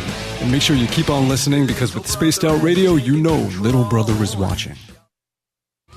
We're adding to the entertainment online for Spaced Out Radio. I'm Amber Beckrud, and I want to invite you to subscribe to our YouTube channel and check out Cryptid Tales, where I will take you on a journey into some of the strangest legends and lore from around the world, relaying the stories to you of the strange creatures and experiences that people have had throughout time. You can find Cryptid Tales at youtube.com/Spaced Out Radio, and while you're there, don't forget to check out our free archives and leave a comment. See you there. Cold drinks, great food, and the best music in Vancouver. The Moose Vancouver is the place to be, open until 2 a.m. nightly. Everything on the menu starts at just $6.95. Who serves food that cheap anymore? At the Moose, you'll never know who you'll run into. Rock stars, actors, athletes. It's the place everyone wants to be. So join us at the Moose Vancouver. The Moose Vancouver, the official party bar of Spaced Out Radio. Hey, space travelers, this is John Resig, founder of the Chive and Chive Charities. If you know anything about our website, you know we like to do things a little differently. We're not some faceless organization collecting money for a nebulous cause. Our donor dollars go directly toward life-improving items. Then we give those items directly to an underdog who needs it most. To become a donor with Spaced Out Radio's official charity, Chive Charities, just go to chivecharities.org/donate. Are you looking for great advertising value for your company? Look no further than Spaced Out Radio. We have a multitude of places to get your name out there, including commercial ads during the show, special promotions, and banners on our website. Our audience is proven to support the companies that support our show. We can make your budget work for you. So for more information, please contact us at sales@spacedoutradio.com. Move over, brother, and let me own Saturday night. This is Rich Giordano, and I'm inviting you to tune on in to Spaced Out Saturdays starting at 9 p.m. Pacific, 12 a.m. Eastern, where I'm going to bust open the lids on everything paranormal. Why? Because we want answers, and I'm the guy who's going to deliver those answers to you. Join the chat rooms, and we'll see you this Saturday. Just be there. No, really. Finish off your weekend and kick off your new week with me, Everett Thiemer, right here on Spaced Out Sundays. I'm going to bring you great guests, a little bit of snark, and plenty of information to think about. But don't worry, there's going to be plenty of woo as well. We are going to hit everything in the paranormal and supernatural, including the odd psychic Sundays. So tune us in on Sunday, 9:06 p.m. Pacific, 12:06 a.m. Eastern, right here at spacedoutradio.com. At spacedoutradio.com, we are keeping you up to date on all the news with the SOR Newswire. Captain Shirk leads the team that is bringing you the news of the day and exclusive stories on everything paranormal and supernatural. It's free to read, it's updated daily, and it's right there for you. The SOR Newswire is a one-stop shop for the news of the day. Check it out at spacedoutradio.com today.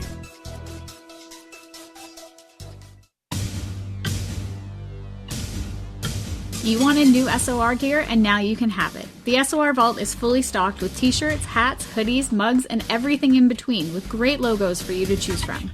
So head on over to spacedoutradio.com, click on the SOR Vault, and go shopping. Pricing is quite affordable, and you can look good representing your favorite show. So go to our website and pick up your new SOR wear at the SOR Vault today.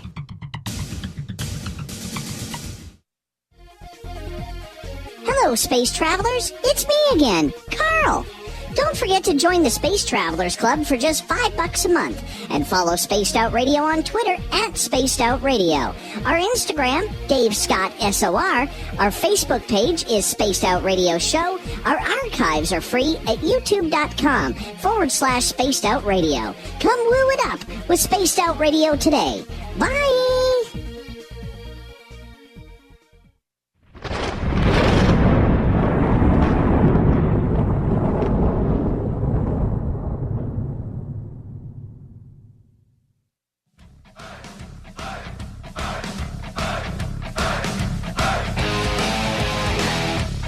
We pass the halfway point of Spaced Out Radio tonight. I am your host, Dave Scott, sitting in a warm bungalow of SOR headquarters while it snows outside. Yeah, I'm going to have to bring out the snowblower tomorrow. Oh, yes. But that's okay. It'll only be the first time this year. Hey, I want to remind each and every one of you that you can go check out our free archives at youtube.com/Spaced Out Radio. Do me the favor, hit that subscribe button. Our website is spacedoutradio.com. We got a plethora of features for you there, including reading up on Captain Shirk's SOR Newswire, joining the Space Travelers for $5 a month. I'd appreciate you do that. You know what you should really do, though? Go to our store, the SOR Vault, because you'd look good in our swag. Bobby J. Gallo is our guest tonight on Spaced Out Radio. He's got a great book on Amazon right now called Family Spirits, The Adventures and Evidence of Gallo Family Ghost Hunters. Welcome back, Bobby. Glad to have you here, my friend. Thank you so much.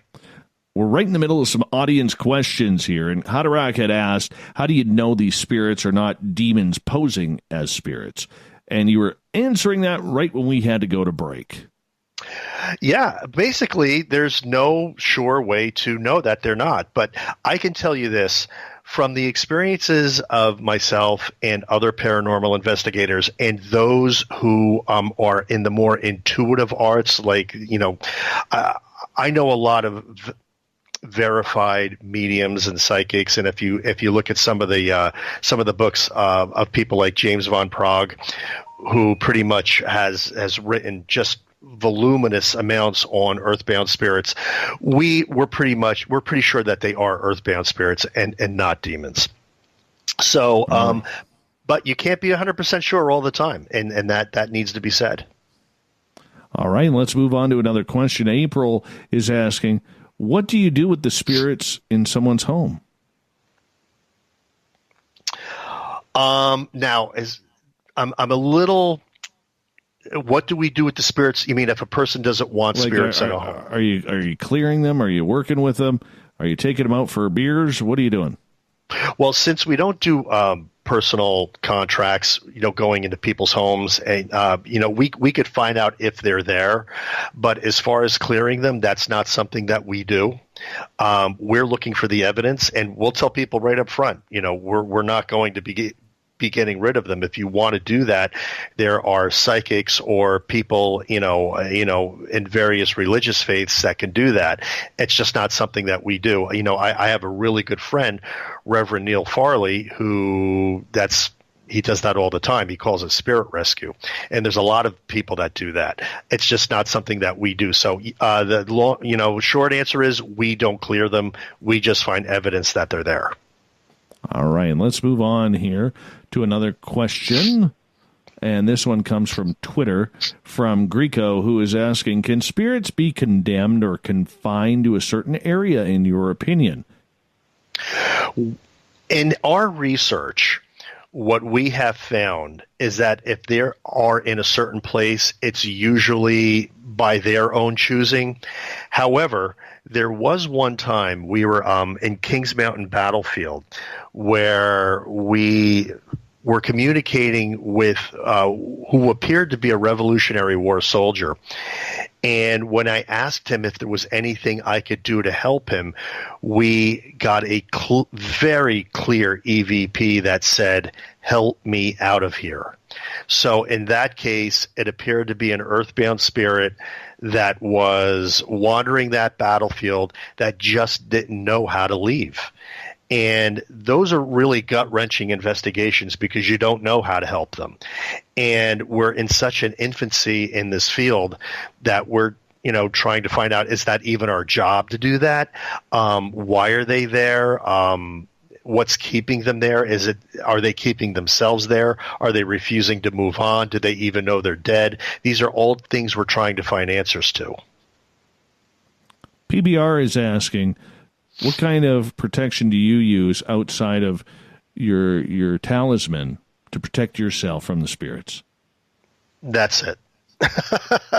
That's all we use, and we try to use common sense when we are investigating by not doing anything that is going to be detrimental to us, to the investigation, or the time period after the investigation. Again, don't take anything away from an investigation. Don't antagonize spirits. Keep it positive. Don't investigate, in your home. Things of that nature. Also, the one thing I would put on top of that is whenever you got to be very careful with the conduit methods of communication. If you're using dowsing rods, if you're using a pendulum, because those use neuromuscular movements to make the equipment move. So the theory is that spirit is working through you to make those things move. So when you're using yourself as a conduit, that's always a more risky way to communicate than if you're using an EMF detector where the entity is interacting directly with the equipment rather than through you. All right, Joe has a question. He is asking, if ghosts are people and people lie, in your opinion, wouldn't ghosts lie? Ghosts lie all the time. So that's really very bright. That's a very bright listener, because you're absolutely correct. Ghosts lie all the time, which is why we no longer try to communicate with any deceased family members, because they could be lying. And again, earthbound spirits are earthbound for a reason, and we've run into some that we wouldn't trust as people, so there's no reason to trust them as ghosts. All right, let's go back to Twitter here. Back to Greco, who is saying, in regards to the spirits that are confined, he goes, do you help them move on or transition to the next step in their respective journey? I hear some people are blessed with this ability. Yes, some people are blessed with that ability for sure. It's just not something that we do. We've asked entities during communication sessions if they've seen the light. Some of them say yes, some of them say no. Some of them say they haven't gone to the light. Some of them say they can go back and forth. I really don't think, honestly, I know people say that they help spirits cross over. I'm not so sure it's them doing it or whether it was just the right time for the entity to do it. I honestly believe that they're here for a reason. And those questions, when we ask them, sometimes we get clear-cut answers, but most of the time we don't. So I think it's something we're not meant to know. And but honestly, I believe as far as spirit rescue, yes, some people are blessed with that. It's just not something that we're very adept at. All right, sticking with Twitter, with Greco, can ghost investigations and entities be separated from religion? There are many different types of religions and interpretations for ghosts and or entities. Yeah, and this is my take on it. I believe that soul, spirit, mind, consciousness are all different names for the exact same thing. It's that intangible part of us that goes on after death. Some people can astral project it. I think in many cases when we're in our dream state, we're using that component of us. So I believe, honestly, I would tell the listener that from my personal perspective, I think this is all intertwined. I don't think there's any difference between what religion describes and what we are encountering with our EMF detectors. All right, let's go back to the space travelers. Padarak, he was asking, are you attempting to learn ways to help these spirits that are stuck in certain areas or reliving those experiences they had? If so, how can you learn to help them? I ask, he says, because it is so sad to think of these beings stuck reliving these horrible events over and over. There has to be a way to help them to break free and move on. It's a great question. There's no doubt about it. It's an awesome question. But yes, when we communicate and we ask these questions, we're trying to find answers and ways to help them. But most of the time, they won't give us the answer. In fact, whenever we come to a really philosophical question, communication terminates almost all the time. Now, that being said, we were on an investigation where I was interacting with an ancient Catawba Indian using the pendulum, and which I'm pretty adept at. I've been doing that for years since I was a professional magician. And the question I asked was, did the Indian see where it was the way it used to be or the way it is today? Because the way it is today is just an overgrown forest, and back then, when they were inhabiting it, it was a fort. And the answer that came through was both. So this harkens back to maybe they want to be there, maybe they want to be here on the earth. I don't think in every case they're condemned to be here. I think sometimes they want to be here. But again, I can't stress this enough. We're trying to figure these things out. We want to know as much as the next person. None of us are real psychic mediums where we can really communicate and talk back and forth with them. We have very limited modes of communication, so we're basically working with what we have. All right. When you are, let me do a follow-up here. Does that include animals as well? Yes, absolutely. I'm a firm believer in animal spirits because I've seen them. Right here in Castello Gallo, when I first bought this house, which looks like an old, brick castle. I was living here alone for a few weeks before the rest of my family came because we were in transition moving, and I repeatedly saw the ghost of a cat walking up and down the hall. So there's just no doubt in my mind that there are animal spirits. Plus, the stories of animal spirits are just, voluminous. So, for sure. All right. I'm just checking to see if there's more questions here from the audience here, because I always like to get them included. Okay. Trip is asking, do you hold the pendulum from a string or do you have the pendulum hanging from something else? It's from a chain. Actually, it's a crystal quartz pendulum on a length of chain, and supposedly it was infused with Reiki life force. This is what I was told. But quartz will aid in mental concentration, and because my belief is that this is all psychic, I believe it works well because of that, but that's the pendulum that I use. All right. When you're using a pendulum, what are you looking for?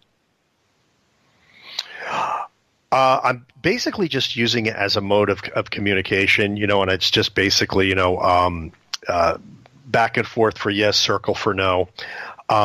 Just basically a yes and no method of communication. All right. I want to get back into some haunted stories here that your family has experienced along the way. Now, I realize you don't do residential and you don't do your home. Where do you like to investigate? Tell us a story about one of your favorite places to investigate. Well, we predominantly investigate haunted cemeteries. And the reason we use cemeteries more than any other location is pretty much because of a book that I read. It was Ghost Hunting in Haunted Cemeteries by Fiona Broom. And she just happens to do the foreword to our book. And the reason I had her do the foreword is she was so influential. When we were first starting out, this was really one of the only ghost hunting books, really good ones out there at the time. and it was so good, and we learned so much that we just naturally started investigating cemeteries. And we found that the older the cemetery, the more active. And we have a lot of theories on that, and we do discuss those theories in Family Spirits. But I would say pre-Victorian cemeteries are the most active ones. One in particular was Old Unity Cemetery in Fort Mill, South Carolina. And I was actually told by a shaman friend of mine that there was actually a spiritual portal there of sorts, which is probably why we were getting so much activity. Investigated it on a hunch and ended up that to this day, of all the places in the world, and we've investigated some of the most haunted spots in the world, that small cemetery was one of the most active. Now, why do you prefer cemeteries? Is it because of the activity, or is it because of the history and the stories, and you have a little bit more information to go on with the headstones? All of the above, plus something that we just figured out very recently. Again, we and this is going on the premise that we believe that the vast majority of entities that we are contacting are earthbound spirits. If you know anything about the old Protestant religions, they believe by and large that after you die, you remain with your remains until the second coming, when everybody's going to get resurrected. Therefore, we believe that a lot of entities are in these cemeteries by design. They want to be there because that's the way they were reared. This is the way they believe it's supposed to be. And that's why we can go into a modern-day cemetery. We actually don't get that much activity at all. We go into a pre-Victorian cemetery, and the place completely lights up. And if anybody doubts me on this, try it for yourself. You will see. And there's the theory that life was just harder back then. If you look at the stones in these older cemeteries, you were lucky to live past your 50s. So there might be a lot of unfinished business there. Also, the amount of emotional energy from just the living that is expended in cemeteries leaves an indelible effect. When you put all of these things together, you come to realize that cemeteries are some of the most active places. And yes, because a lot of skeptics will say, well, why do ghosts want to hang out with the remains? Well, they do. And they do in a lot of cases. And that's why the legends, abound of haunted cemeteries even before paranormal investigation. All right, back to the questions here. Joe is asking, has a ghost ever made you laugh? Yes. And actually, a ghost made us all crack up twice. The first time, it was actually on a very recent investigation. If you go to our Vimeo channel, it's called Tranquility is the episode. And we have a device called the Spirit Touch. And basically it works on the same principle as a cell phone. It needs an exchange of human electrons to turn an LED light on and off. So it's designed by paranormal investigators. Nothing outside EMF cannot interfere with this. So if that LED light goes off, something had to have touched it. Well, something kept touching it, on and off, on and off. Every time we would put the camera down, it would be off. We would pan the camera up, the light would be on again. And we started cracking up because we knew this thing was just playing games with us. And again, we don't get scared anymore. We knew that this thing was just playing with us, so it was making us laugh. Another time, and this wasn't where it made us laugh, this is where a ghost laughed along with us. If laughter at Old Burying Point is the name of the episode, we were cracking up at something my youngest daughter Courtney did. And all of a sudden, we realized that it wasn't just us laughing. There was another person laughing with us, and we caught it on video. Actually caught it. That's excellent. Yeah, it's really cool. And it sounds nothing like us. And it was caught through the video mic. That would be great to hear. That would be very, very good to hear. You could hear it. Just go to the Vimeo channel, Laughter at Old Burying Point. It was in Salem, and you could hear it. I replayed on the episode. I actually do a replay of it several times. Wow. Well, I got to tell you, at the museum where we do our investigations, it was back in 2017, and we did this private investigation just to make sure that the spirits were still hanging around, because our entire area had been evacuated from forest fires.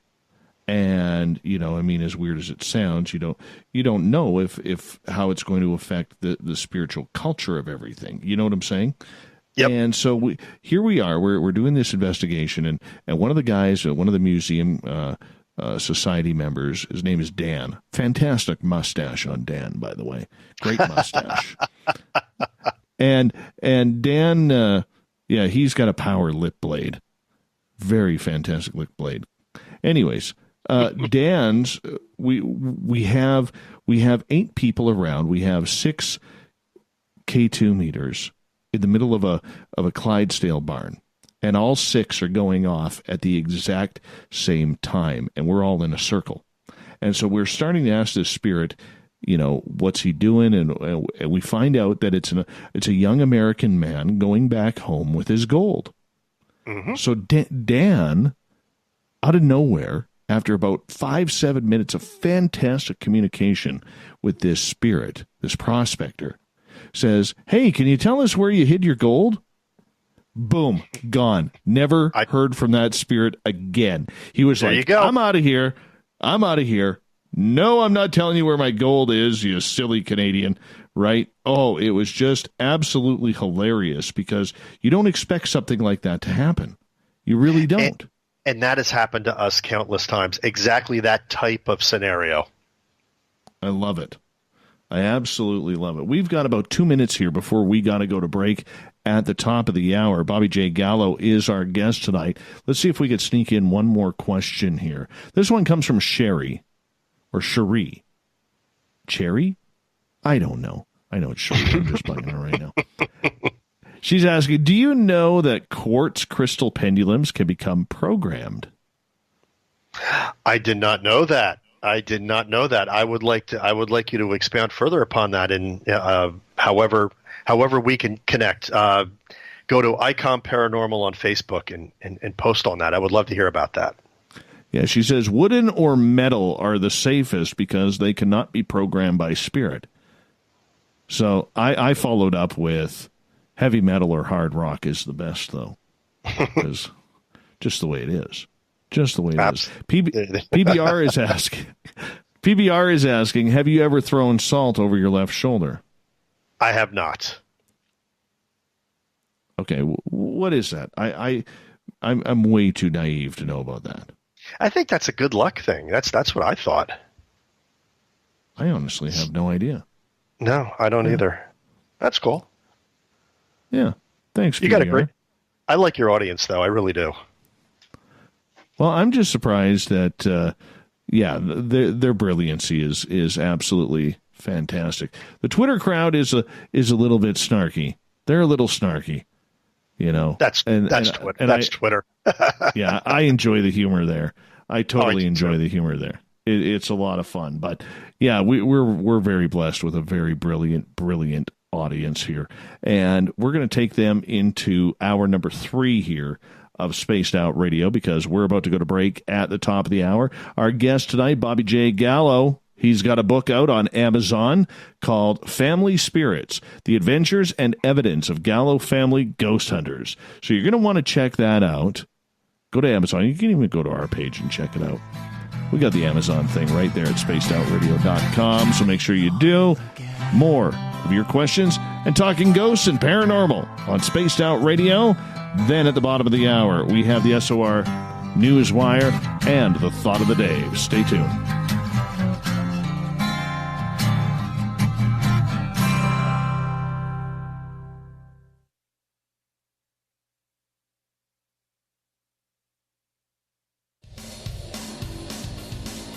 We all know on Spaced Out Radio we love a good beard and mustache, so why not take care of your facial hair with Mighty Moose Beard Oil?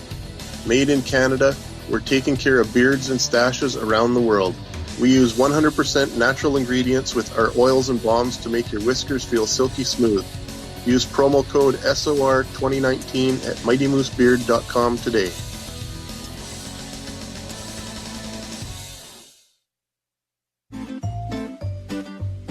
Looking for creative ways to get your company out in the public? How about advertising on Spaced Out Radio? Our sales department is waiting to hear from you, and we can work around any budget. From commercial spots to banners to special promotions, there are many opportunities to get your name and product out to our SOR listeners. For a price guide and more information, please contact us at sales@spacedoutradio.com.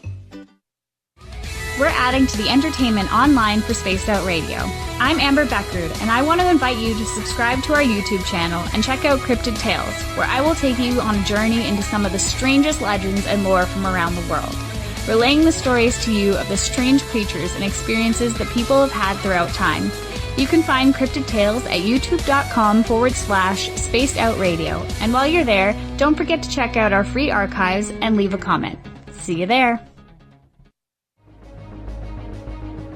Hello everyone, this is Ryan Stacy from the Experiencer Support Association, otherwise known as TESSA. We're glad to team up with Spaced Out Radio to help investigate your experiences on the SOR Sightlines Report. Together, we'll investigate the strange sightings and occurrences you've had. We're looking for answers just like you. So fill out a Sightlines Report on the Spaced Out Radio website and let's figure out what's going on together.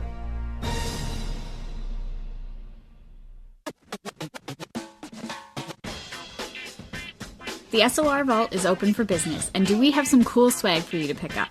All you have to do is head over to our website and click on the SOR Vault. You have a variety of cool logos to choose from, and put them on anything you want. T-shirts, hoodies, hats, coffee mugs, you name it, we can get it to you. So do your shopping by supporting the story you love. Get your Spaced Out Radio swag at the SOR Vault today.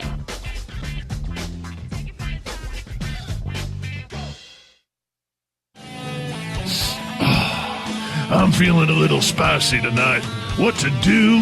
What to do? Why not get Bumblefuck? 4 million Scoville units of pure hard rock. Bumblefoot hot sauces come in 3 flavors. The burning Bumble. Tone it down a bit with Bumblicious and throw the sauce on everything. Spice it up. Bumble me, baby. Bumblefoot hot sauce. Get it today at kajans.com. Hey, space travelers, this is John Resig, founder of the Chive and Chive Charities. If you know anything about our website, you know we like to do things a little differently. We're not some faceless organization collecting money for a nebulous cause. Our donor dollars go directly toward life-improving items. Then we give those items directly to an underdog who needs it most. To become a donor with Spaced Out Radio's official charity, Chive Charities, just go to chivecharities.org/donate. Move over, brother, and let me own Saturday night. This is Rich Giordano, and I'm inviting you to tune on in to Spaced Out Saturdays starting at 9 p.m. Pacific, 12 a.m. Eastern, where I'm going to bust open the lids on everything paranormal. Why? Because we want answers, and I'm the guy who's going to deliver those answers to you. Join the chat rooms, and we'll see you this Saturday. Just be there. No, really. We are scouring the world for the most intriguing stories of your day. Take the time to read up on the SOR Newswire, where our team, led by Captain Shirk, will deliver to you some of the best paranormal and supernatural news, along with some stories that will blow your mind from the weird to the wacky. It's the news outside the news that piques interest, and that's what we're looking to deliver to you. The SOR Newswire, only at spacedoutradio.com. A little bit of science, a little bit of skepticism. Add a dash of snark and you have the makings of Spaced Out Sundays with me, Everett Thieme. Together we will look into the reality of the paranormal with an open eye and rational thought. Oh, did I mention there'll be plenty of woo as well? Your time spent with Spaced Out Sundays will make the night even better.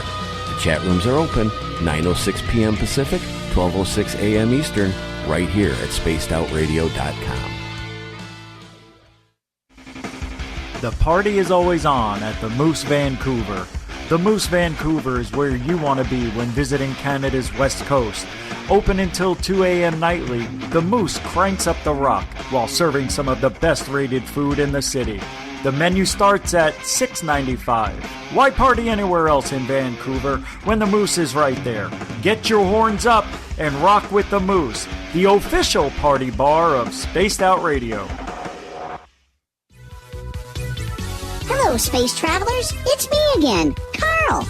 Don't forget to join the Space Travelers Club for just $5 a month and follow Spaced Out Radio on Twitter at Spaced Out Radio. Our Instagram, Dave Scott SOR.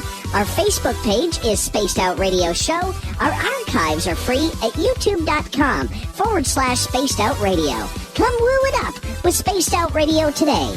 Bye!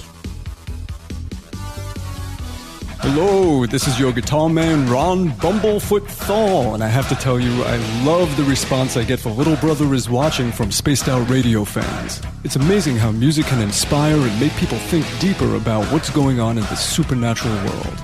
You can head over to my website, bumblefoot.com, to check out my music, my guitar workshops, my touring, even check out some of the hot sauces that I'm working on. And make sure you keep on listening, because with Spaced Out Radio, you know Little Brother is watching. For the price of 1 cup of coffee a month, you can become an SOR Space Traveler. The Space Travelers Club is a place where you can interact with other listeners, either live during the show or on our great forum. We want your stories, pictures, comments, and ideas.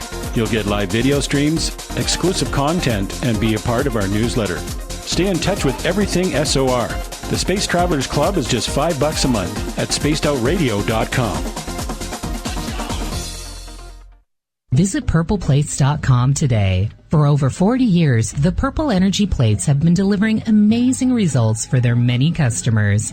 Inspired by the great genius Nikola Tesla, the harmony, healing, and energetic effects of the plates have proven over and over to be beneficial and often miraculous to thousands of customers. Check their site for daily specials and choose from their many energy products. You won't be sorry. Visit them today at purpleplates.com. Would you like to connect with us? Head to spacedoutradio.com for all your latest show info. Now, back to Dave Scott and SOR. Third and final hour of Spaced Out Radio is underway tonight. I am your host, Dave Scott, bundled up at SOR headquarters. Man, we got a couple of inches of new snow out there already. That makes for a busy morning for old Davey. But we welcome back everyone listening in on our terrestrial affiliates, KDNF, AM 1560 in Dangerfield, Texas, UPRN 107.7 FM in New Orleans, KZFX 93.7 FM in Ridgecrest, California, WQEE 99.1 FM in Noonan, Georgia, and KDUN AM 1030 in Reedsport, Oregon. On the digital side, hi to everyone listening in on Revolution Radio and Kingdom of Nye Radio. Remember, all of our archives are free. All you got to do is go to youtube.com/Spaced Out Radio. Do me the favor, hit that subscribe button. The Desert Clam has set the password for tonight in the SOR Space Travelers Club, Lacanoscopy. Lacanoscopy is your password. Use it wisely, Space Travelers, as the Clam sets the password each and every night right here on Spaced Out Radio. Our website is spacedoutradio.com. We got a plethora of features for you. Rock out to Bumblefoot, do a little shopping at the SOR Vault. Join the Space Travelers Club for $5 a month, and Captain Shirk has you up to date with the SOR Newswire. For the final time tonight, we introduce our guest, Bobby J. Gallo. He's got a great book on Amazon called Family Spirits, The Adventures and Evidence of Gallo Family Ghost Hunters. Bobby, we want to say thanks for coming on in tonight. Really appreciate your time. Oh, no, thank you. This has really been a lot of fun, and I have to say I love your listeners. Oh, thank you very much. We're going to continue with some listener questions here, and this one comes from Hadarok in our Space Travelers Club on our website. Have you, Bobby, ever had any experience with children's spirits that seem confused? This is relative to, say, an adult spirit. Do children's spirits seem to not grasp their situation like an adult spirit would? Fortunately, I haven't had hardly any experience with children's spirits. I think that if I did, I really wouldn't know what to do. That's not to say that I don't know of other people that haven't had them. I have a good friend of mine, creator of Echovox, Danny Bigbeard from Big Beard Studios, I know of a time when he actually was talking to a child spirit, and it's gut wrenching because you really don't know. Are they here by choice? Are they not? I will tell you the one thing that kind of turns me off, though, in the paranormal field. There are some companies that produce paranormal equipment, and they actually have teddy bears, as trigger devices. And that kind of turns me off because really I'm not trying to go for this. And, because if they do find a child spirit, to your point, what do you do? How do you help them? So the answer is no, I haven't run into a child spirit, although I did run into a haunted teddy bear in a cemetery once. Oh, tell me about that. Well, I was doing a solo investigation, and this was also in Fort Mill, South Carolina, but this was called the Blackstock Cemetery. The only way you could access this cemetery was in the summertime. I'm sorry, in the wintertime, because in the summertime, the vegetation was just way too thick. And I wasn't getting hardly any activity at all in this cemetery. And out of the corner of my eye, I spied what looked like a teddy bear on top of one of the graves. So I go over to it, and sure enough, it was a teddy bear. And it was decrepit. It was decaying. It was very old, but it couldn't have been too old because you could still recognize it as a teddy bear, and it was exposed to the elements. On a hunch, I put on my EMF detector, and when I got it near the teddy bear, the EMF detector literally jumped out of my hand. Immediately, I was overcome by the same feeling that I had when I couldn't enter the Sprott gates that I was describing a little bit earlier in that small family cemetery. And I knew immediately it's something that I shouldn't touch, I shouldn't move. There was something there either protecting it, guarding it. In any case, it wasn't meant to be disturbed, but it was holding an EMF charge, the likes of which a teddy bear should not. Really? Yeah. What kind? Was it just creepy? It was, and you could actually go on our Vimeo channel, and it's called Mystery at Blackstock, and you can see the whole thing. I had the video camera running the entire time. Interesting. Yep. Very, very interesting. All right. Let's move on here as, let's see here. I believe we had another question here from the audience. I just want to make sure that I'm not missing anything from our people. Here it is. Sorry. Lisa is asking, or Joey, pardon me, is asking, do you ever attempt to capture EVP by laser reflected light? No, I mean, we use laser grids a lot, but not to capture EVP. Now, EVP, from a lot of research that is being done, is most effective when using something that reacts to electromagnetic frequencies like an electret microphone. Actually, condenser microphones don't even work that well. So, no, I haven't used one with laser to answer your question. But, yeah, I guess that would be the short answer. All right. When you are investigating and you are looking at these different locations, are there locations that you will not touch, whether it's because they have been used way too much? I'm thinking Gettysburg or Waverly Hills, or do you try and adventure out to places that maybe haven't been investigated very much, or if at all? I absolutely love this question. Thank you very much for asking this question. I totally agree with you. Most of the times when I'm doing an interview such as this, the interviewer will ask me, have you been to Waverly Hills? Have you been to Bobby Mackey's? Have you been to the Axe Murder House, Lizzie Borden's house? And, while we have done famous paranormal attractions du jour, as I like to call them, I would much rather go off the beaten path and investigate somewhere that has never been investigated before. Because, look, you got to wonder that if these entities are sentient and they're not just walking around in this mindless stupor. They must be getting sick and tired of all these investigators. And that's why sometimes when we go in some of these older cemeteries in places you probably never heard of, the place goes absolutely bonkers because it's probably the first time they've had a visitor in a very long time. So to answer your question, I'd much rather go off the beaten path. I'm surprised how much that isn't done. Agreed. I mean, you know, like my buddy Mike and I've talked to other ghost hunters about this. David Weatherly and Ross Allison try and do it a lot. But it amazes me how many teams out there do not take road trips to some of these more rural communities or these little ghost towns that you just find along the way. Yep. Or those cemeteries that you just find along the way. And I think, like, right by my house, back in the 1850s, there is a graveyard just right along the way. And it's got a couple of grave sites in there. There's a little fence around there so the cattle in the cattle field can't get to it. And nobody's investigated it. Not a single person. And there are literally thousands of these locations of spirits that may just want to talk. And it may be the best evidence you ever get. Absolutely. Stay away from them.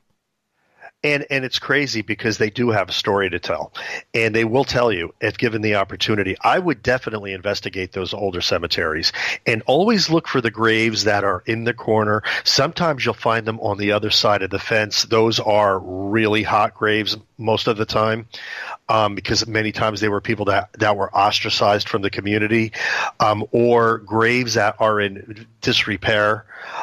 You will be amazed at how active they are.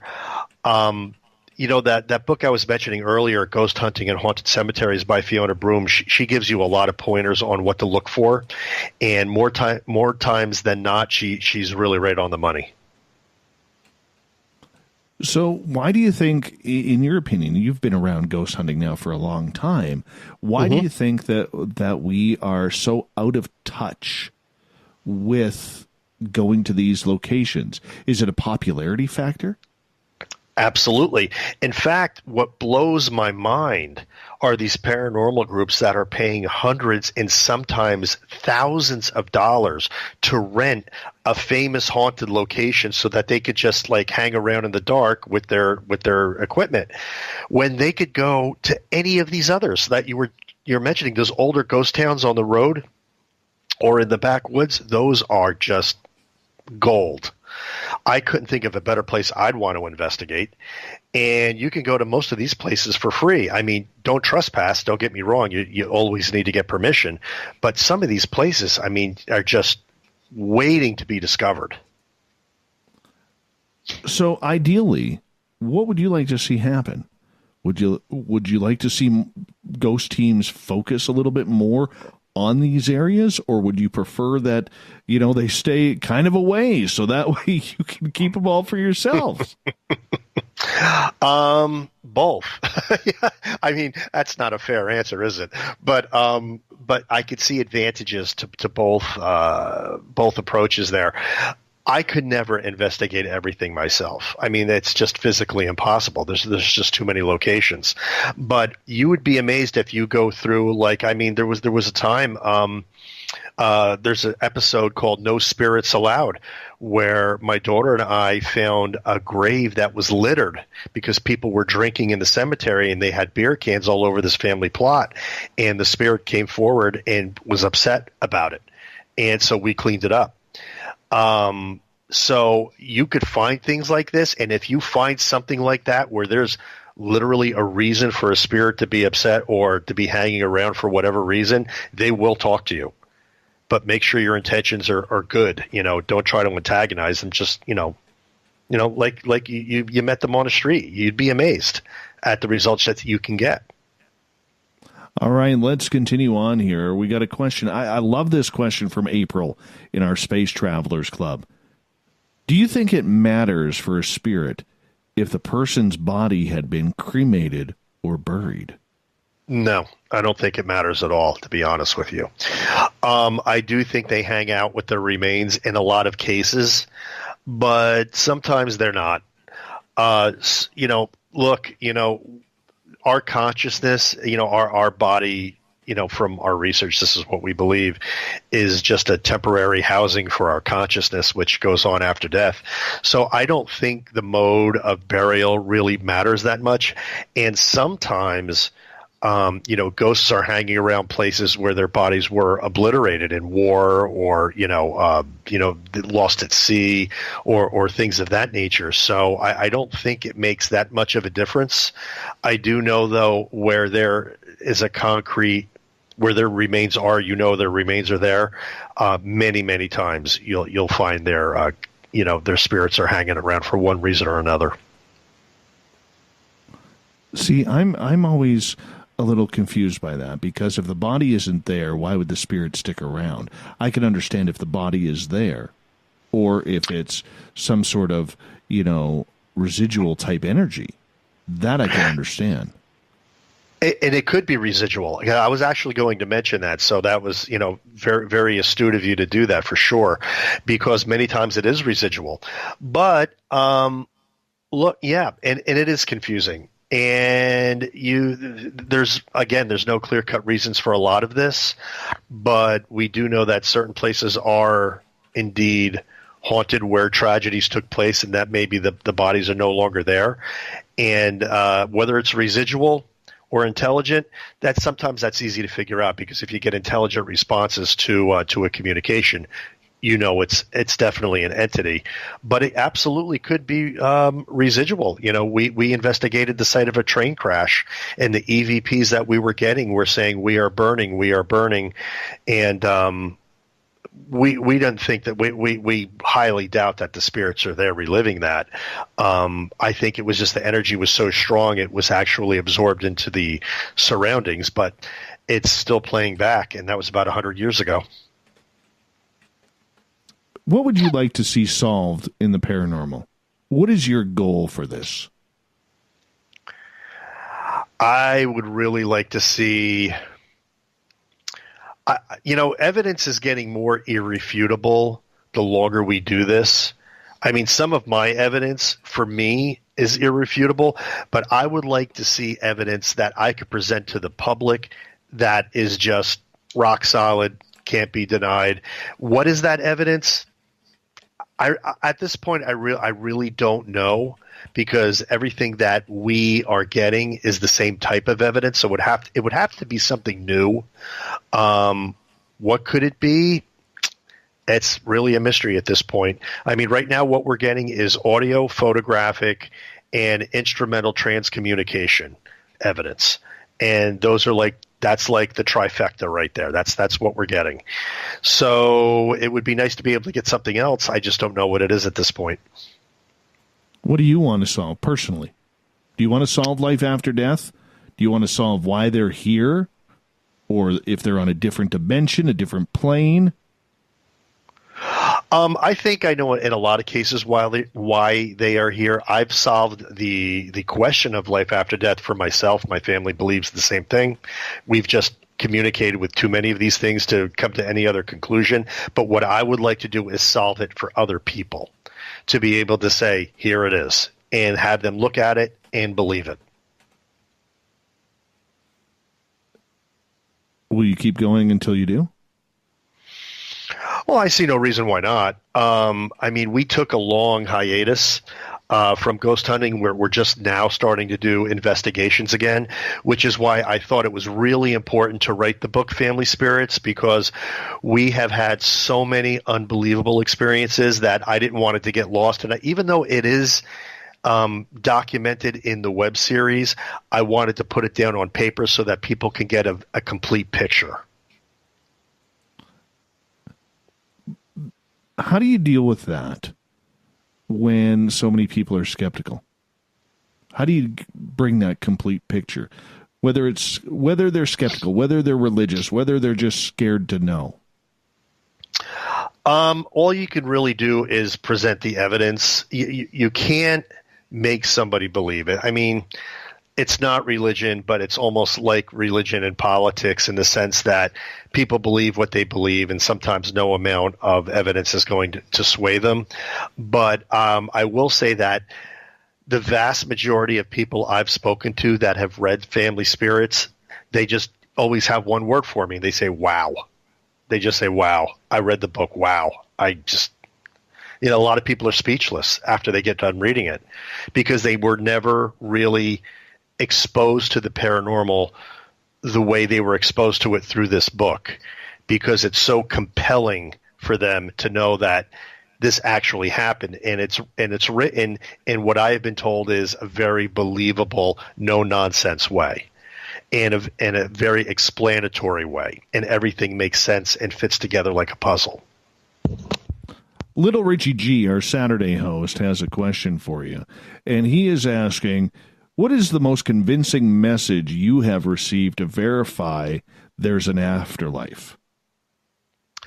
I don't know. It would probably be some of the EVPs. I mean, wow, there's just so much. Whew, man, I wouldn't even know where to start, to be honest with you. But I will give you one. Probably the best EVP we ever got was in Old Unity Cemetery, and that was the one that we were talking about in Fort Mill, South Carolina. My wife and I went to test a new piece of paranormal equipment, and it wasn't working. What I didn't realize is my EVP recorder was on in my pocket. I didn't even know I was on. When I got home, I realized I forgot to shut it off. So when I did evidence review, I downloaded the file and I listened to it. I'm laughing as my wife and I are stumbling to get out of the cemetery before the sun goes completely down, and a voice comes in out of nowhere that says, "Don't leave, come back now." And it was as clear as you and I are talking right now. And you could hear that EVP. It's on an episode called We Were Not Alone. And that was the one EVP that when I was on another show, the host said it's just too good. People are going to say it's fake because it just sounds too good. And when you get something like that and you caught it and it's your evidence and you know it's real, I mean, really, what more can you ask for? Have you ever been touched, poked, prodded, hair pulled, slapped by a spirit? I've been touched on the arm several times in the basement of the Asheville Masonic Lodge in Asheville, North Carolina.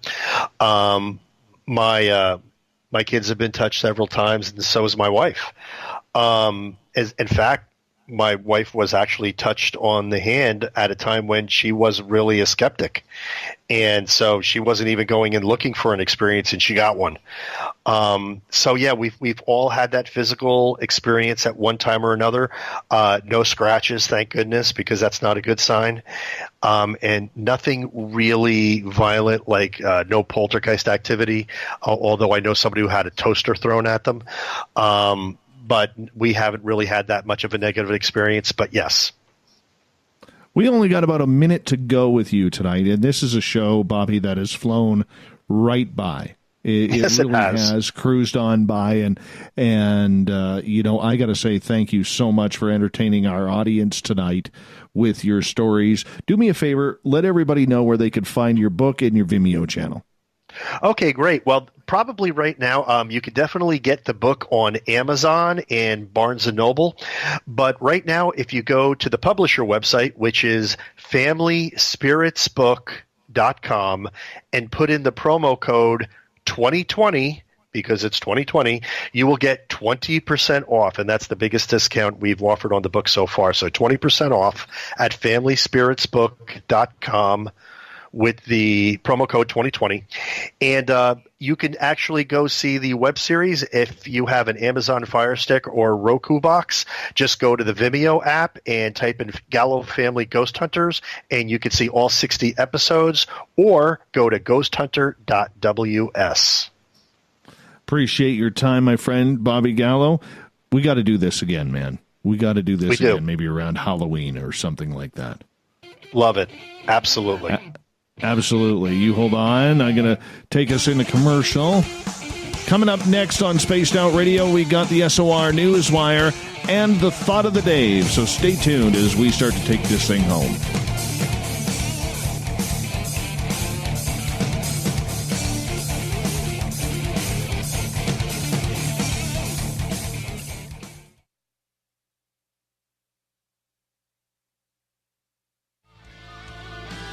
A little bit of science, a little bit of skepticism.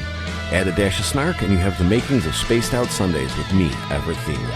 Together we will look into the reality of the paranormal with an open eye and rational thought. Oh, did I mention there'll be plenty of woo as well? Your time spent with Spaced Out Sundays will make the night even better. The chat rooms are open, 9:06 p.m. Pacific, 12:06 a.m. Eastern, right here at spacedoutradio.com.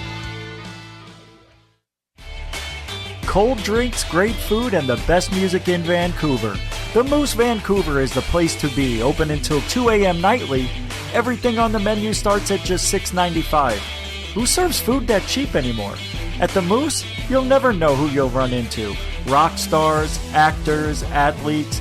It's the place everyone wants to be. So join us at the Moose Vancouver, the official party bar of Spaced Out Radio.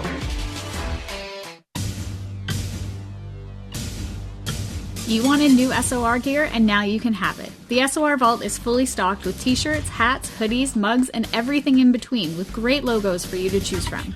So head on over to spacedoutradio.com, click on the SOR Vault, and go shopping.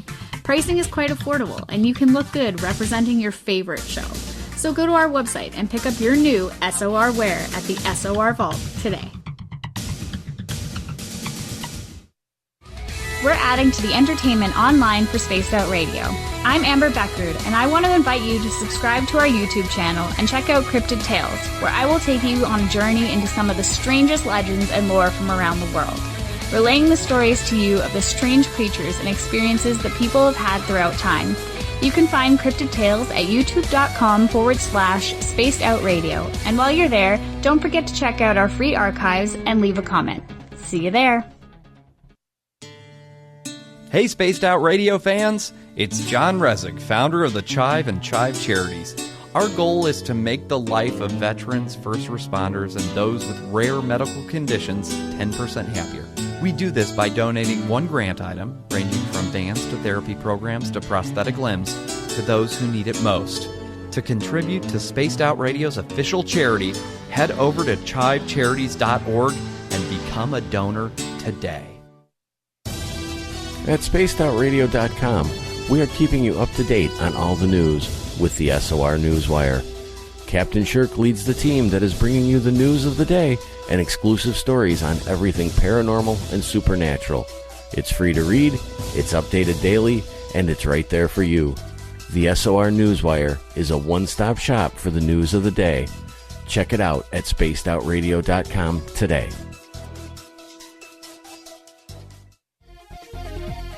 Hello, space travelers. It's me again, Carl. Don't forget to join the Space Travelers Club for just $5 a month and follow Spaced Out Radio on Twitter at Spaced Out Radio. Our Instagram, Dave Scott SOR.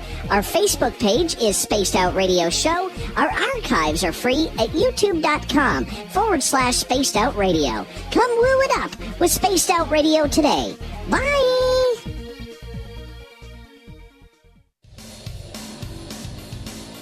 We all know on Spaced Out Radio we love a good beard and mustache, so why not take care of your facial hair with Mighty Moose Beard Oil? Made in Canada, we're taking care of beards and stashes around the world. We use 100% natural ingredients with our oils and balms to make your whiskers feel silky smooth. Use promo code SOR2019 at MightyMooseBeard.com today.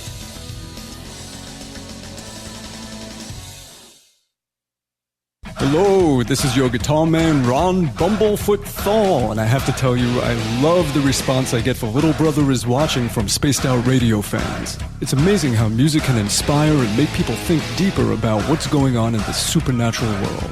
You can head over to my website, bumblefoot.com, to check out my music, my guitar workshops, my touring, even check out some of the hot sauces that I'm working on. And make sure you keep on listening, because with Spaced Out Radio, you know Little Brother is watching. If you like it hot, real hot, then heat up your meals with Bumblefoot hot sauce. Get your Bumblefoot hot sauce today. The sauce, Bumblicious, and the 4 million Scoville unit Bumble. We're going in hot, real hot, coming out even hotter. Keep the milk nearby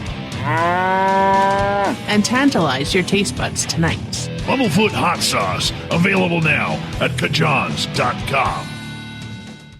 Move over, brother, and let me own Saturday night. This is Rich Giordano, and I'm inviting you to tune on in to Spaced Out Saturdays starting at 9 p.m. Pacific, 12 a.m. Eastern, where I'm going to bust open the lids on everything paranormal. Why? Because we want answers, and I'm the guy who's going to deliver those answers to you. Join the chat rooms, and we'll see you this Saturday. Just be there. No, really. Hey everybody, the SOR Space Travelers is open. For just $5 a month, you can hang out with Dave and our crew privately in our members-only section. With your signing, you'll receive newsletters on what's going on with Spaced Out Radio. You'll have direct contact with the host during the show in our chat, live streaming videos, and a great forum for your posts and more. Become a space traveler now at spacedoutradio.com.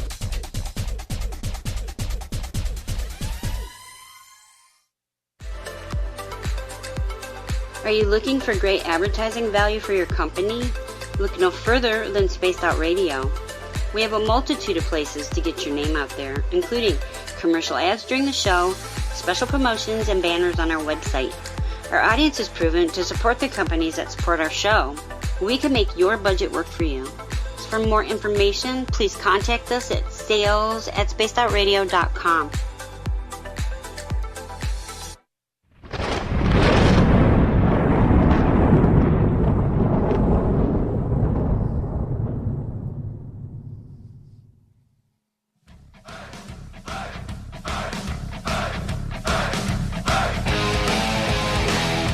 We've rounded third. We're heading for home tonight on Spaced Out Radio. I am your host, Dave Scott, sitting in the captain's chair of SOR headquarters. Thank you so much for joining us. Want to remind all of you, if you've missed most of this show or others, you can always check out our free archives at youtube.com/Spaced Out Radio. Do old Davey the favor, hit that subscribe button. Our website is spacedoutradio.com, where we have a plethora of features for you. Rock out to Bumblefoot. Do a little shopping at the SOR Vault. You can always pick up a great book at We Read the Night. Join the Space Travelers for just $5 a month. And, of course, Captain Shirk has you all updated on the SOR Newswire.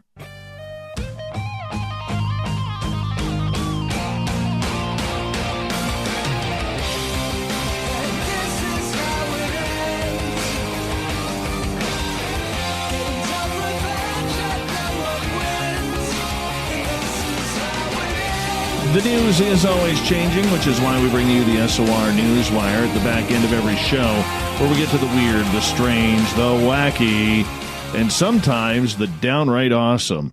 But this time we're starting off a little sad because I got to tell you, I'm a giant baseball fan. I love Major League Baseball. And when a legend passes, you have to pay your tributes. Don Larson, the journeyman pitcher, who reached the heights of baseball glory when he threw a perfect game in 1956 with the New York Yankees for the only no-hitter in World Series history, died at the age of 90 this past Wednesday. He died of esophageal cancer while in hospice in Hayden, Idaho, said Larson's agent, Andrew Levy. In a Christmas Day message on social media, son Scott Larson said his father was diagnosed with cancer soon after his annual trip to St. Louis in August to the St. Louis Browns Historical Society. He had recently completed radiation therapy. Commissioner Rob Manfred said in a statement Thursday that Larson's perfect game has remained unique for 63 years and counting. On a team of many stars, Don illustrated that anyone can make history, even perfection, on our sport's biggest stage. Larson was the unlikeliest of characters to attain what so many Hall of Famers couldn't pull off in the Fall Classic. He was 81 and 91 lifetime, never won more than 11 games in a season, and finished an unsightly 3-21 with Baltimore in 1954, the year before he was dealt to the Yankees as part of an 18-player trade. In 1956 in the World Series, won in 7 games by the Yankees. Let's go, Yankees. He was knocked out in the second inning of Game 2 by the Brooklyn Dodgers and didn't think he would have another opportunity to pitch.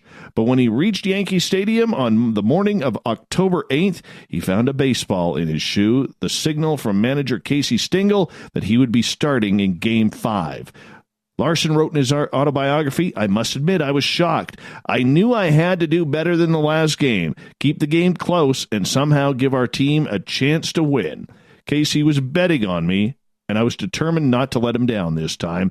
The Dodgers and Yankees split the first 4 games, and Stengel liked the deception of Larson's no wind-up delivery. The manager's instincts proved correct. The lanky right-hander struck out 7, needed just 97 pitches to tame the Dodgers, and only once went to 3 balls on a batter against Pee Wee Reese in the first inning. Yeah. God bless. Rest in peace, Don Larson. All right, moving on here. Here's an obscure tidbit from the campaign trail involving Democratic Senator and POTUS hopeful Amy Klobuchar. Klobuchar? Klobuchar? Klobuchar? Anyways, old Amy here this week sat down with an interview with the editorial board of the Conway Daily Sun in New Hampshire. Now, it is something of a required stop for all presidential candidates. The interview was live streamed on Facebook as well. But it got a little interesting because one of the questions she was asked if she won the nomination would be, would she, after declining for months to answer this question, talk about UFOs? Has she looked into the reports of U.S. Navy encounters with alleged UFOs, and what does she make of all this? It turns out that she has, and she suggested that as president, she would investigate whether or not some of that information could be disclosed to the public. Wow. Back in October, Klobuchar, if she was familiar, was asked if she was familiar with New Hampshire man David Fravor, who was made famous in 2017 for his account of chasing a UFO off the West Coast as a U.S. Navy fighter pilot back in 2004. During that exchange in front of the Met Coffee House, Klobuchar said she would look into it, and she did. She goes, "I think we don't know enough. I don't know what's happened, not just with that sighting, but with others. And I think one of the things a president could do is look into what's there in terms of what does this science say? What does our military say? Here's the interesting part of the answer. That is, some of the stuff is really old. So why can't you see if you can let some of that out for the public so earnest journalists like you who are trying to get to the bottom of the truth would be able to see it?" The answer wasn't really all that long, but those 4 sentences definitely caught the attention of people in the UFO community. We're dealing with a politician running for office here, so everything has to be taken with a grain of salt. But what if she was really saying what she meant? Yeah, that gets interesting. First of all, she seems to be fair enough with the David Fravor encounter to believe that something has come up on her radar. The reporter who asked the question was Draymond Steer, and he asked pretty much every presidential candidate about UFOs. In fact, he was the one who asked her back in October and didn't get an answer. Good for him. Good for him for pursuing. Does she have a chance? Probably not. But be interesting if she did. Or would she button up like the rest of them? A tumbleweed avalanche hit a highway in Washington state, burying cars and trapping drivers for up to 10 hours. The plants forced the Department of Transportation to close down around 12 miles of road on the SR 240 at milepost 10 in Benton County on Tuesday night. One car became so entrenched in the dense forest that the driver abandoned his hatchback. Oh, this is hilarious. A snowplow was actually deployed to push the tumbleweed off the highway to get it back open. There's photos of these highway workers hauling the tangled mess off of cars all around, trying to get drivers going. Yeah, a snowplow deployed.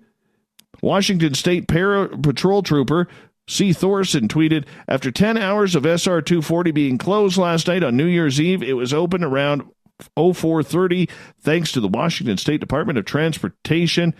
Yeah, this is just ugly. Just ugly. Here's a semi-truck. There's a photo of a semi-truck of this where literally it's the tumbleweed is above the cab of the truck. Yeah, there's still apparently one abandoned car trapped in the tumbleweed. It was found at daylight. Luckily, no one was in it. Photos of those caught up showed a semi-truck driver covered to his roof. Yeah, everybody was safe. Nobody was injured, which is a good thing. And we're glad that happened because you never want anybody injured in anything like this. All right, moving on. Now, this is just gross. This is just disgusting. All right. A North Carolina family. I'm going to preface this before I start this. I'm glad we don't have a lot of snakes up here. I mean, they're in the forest, but there's not a lot of snakes up here. Snakes scare me. Not as much as sharks, but snakes scare me. So a North Carolina family wanted to cook up some pizza in the oven. However, they lost their appetite when they discovered that a snake had slithered into their oven and had been cooked with the intended entree.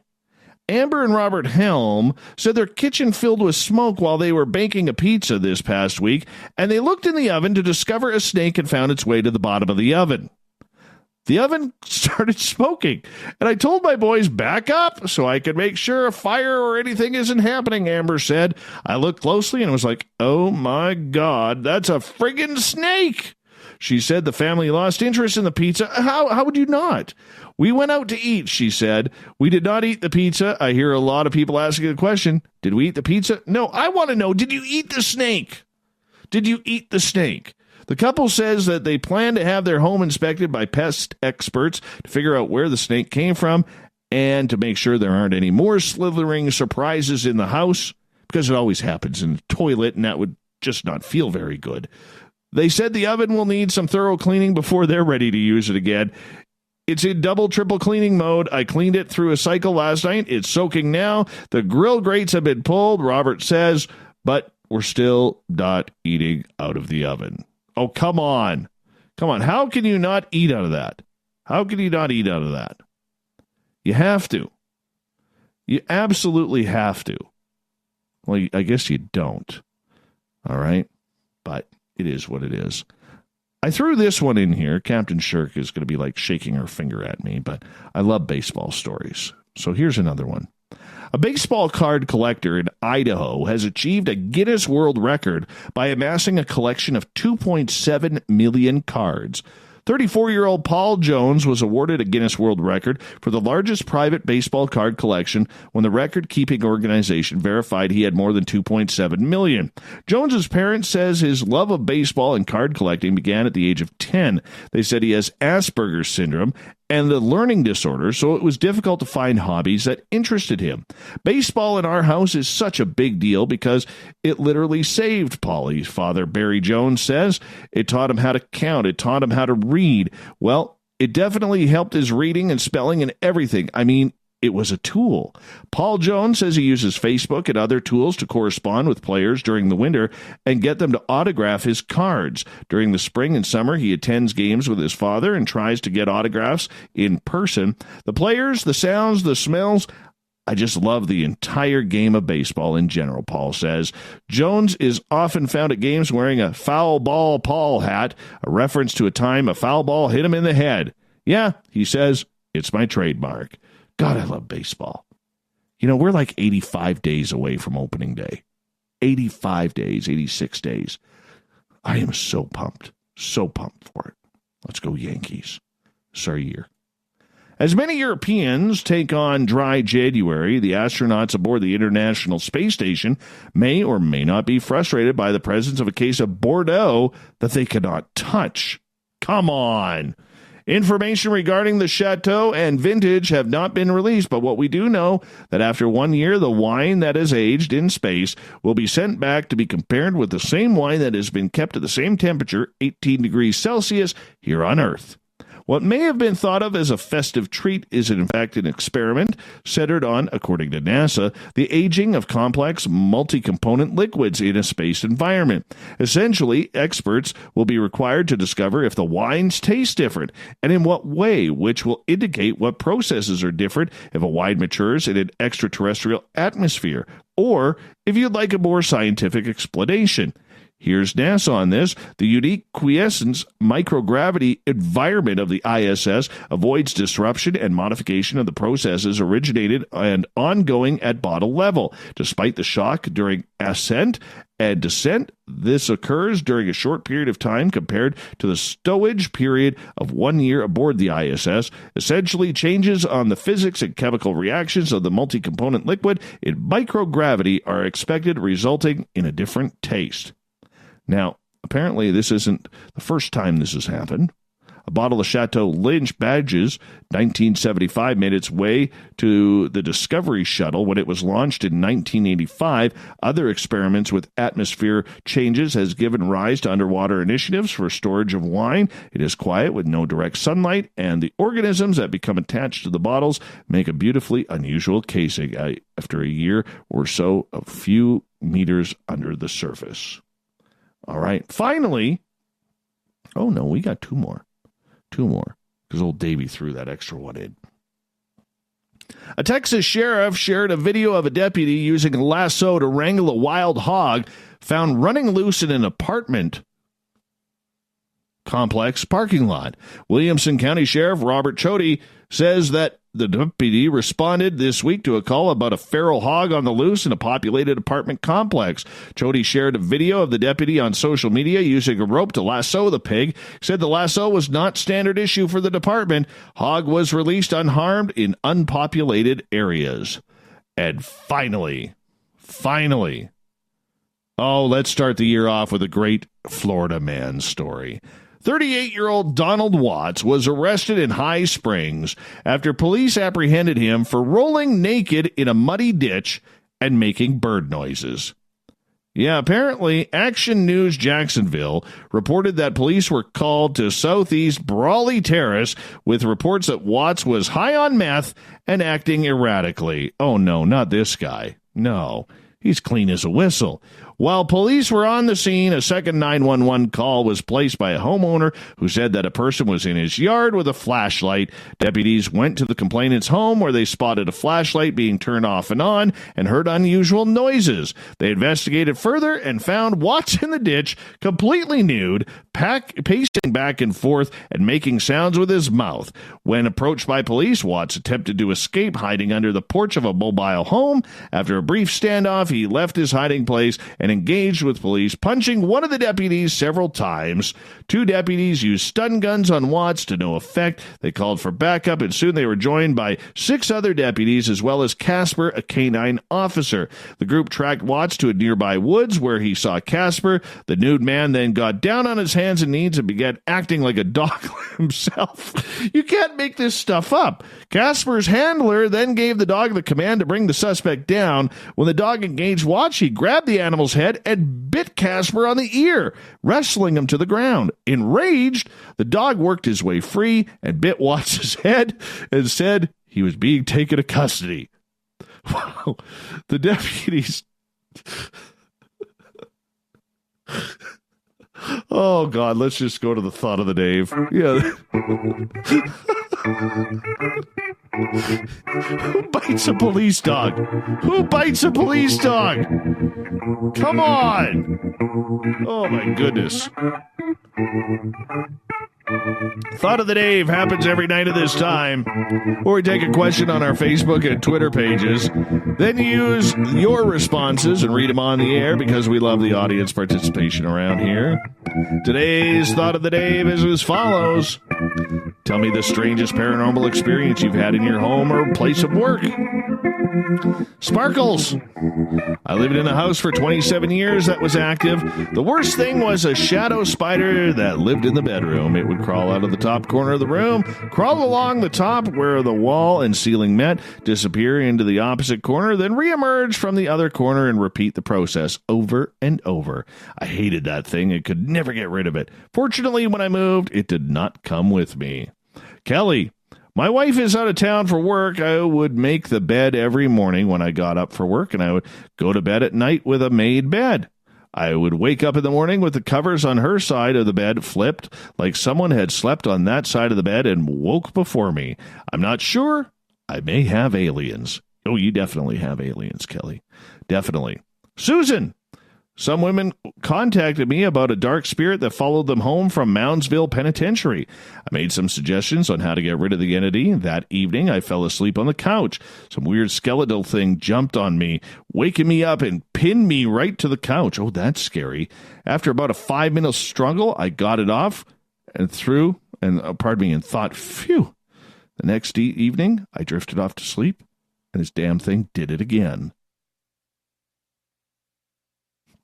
That's just scary. Only this time, apparently it was more aggressive. As I am struggling, I hear the back door open. Finally, I got the entity off me and decide to confront whoever came in the back door. I go into the kitchen, but no one is there. Slowly, the door shuts on its own and clicks shut. The thing never came back, at least not so far. I think it was mad that I had advised the ladies on how to get rid of it. She got aliens, too. Coral, my colleagues and I see out of the corner of your eye dark people like shapes. We move out of the area when there's nothing there. We hear murmuring and loud footsteps upstairs, and the partial basement is creepy to walk into. I won't even mention the empty coal chute room at the very back. It feels kind of crowded, which we are not allowed to enter due to mold. Adam, I woke up in the middle of the night to see a white-yellow orb hovering above my chest. I reached out to touch it but couldn't reach.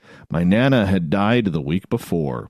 Francesca, Larry rang my doorbell this morning. That's her deceased husband. The usual, 5 a.m., but it has been over a year. It's my birthday. Very specific timing. Oh, that's actually beautiful, Francesca. Catherine, my coffee mug was full. Coffee mug full was waiting on a deep kitchen counter on the far side. I went to work on promos for Spaced Out Radio, and I heard a crash. I went to look at my coffee, and it was all over the walls in my living room, along with my coffee mug out on the carpet. It was like wildly thrown, spinning out of the kitchen. Weird. Thank you to everybody taking part in today's Thought of the Dave. We'll do it all again tomorrow, because that's what we do. So make sure you stay tuned for that. Maybe you'll hear yours responded and read on the air. Thank you to Captain Shirk for some fantastic news tonight on the SOR Newswire, which can be found on our website, spacedoutradio.com. And to Bobby J. Gallo for coming on in, talking all things paranormal tonight. We got Mr. Ron Bumblefoot Thal rocking in the background with Little Brother Is Watching. Bumblefoot is the official music of Spaced Out Radio, rocking us in and out of every single show. Get your horns up for the guitar god himself. Special thanks to everybody listening in at work, at home, in your cars, in our chat rooms, on Spreaker, Facebook, LGAB, Revolution Radio, our website, spacedoutradio.com, at the Space Travelers Club. And can't forget all the snarkers and snarkettes on Twitter at #SpacedOutRadio. Remember, this show is copyright by Spaced Out Radio and SOR Media Ventures Limited. Thank you so much for sharing your evening with us. It was a real treat. We'll do it all again tomorrow, because together, my friends, say it with me. Don't make a mistake. We're watching. We own the night. Mr. Bumblefoot, we need a favor. We need you to take us home.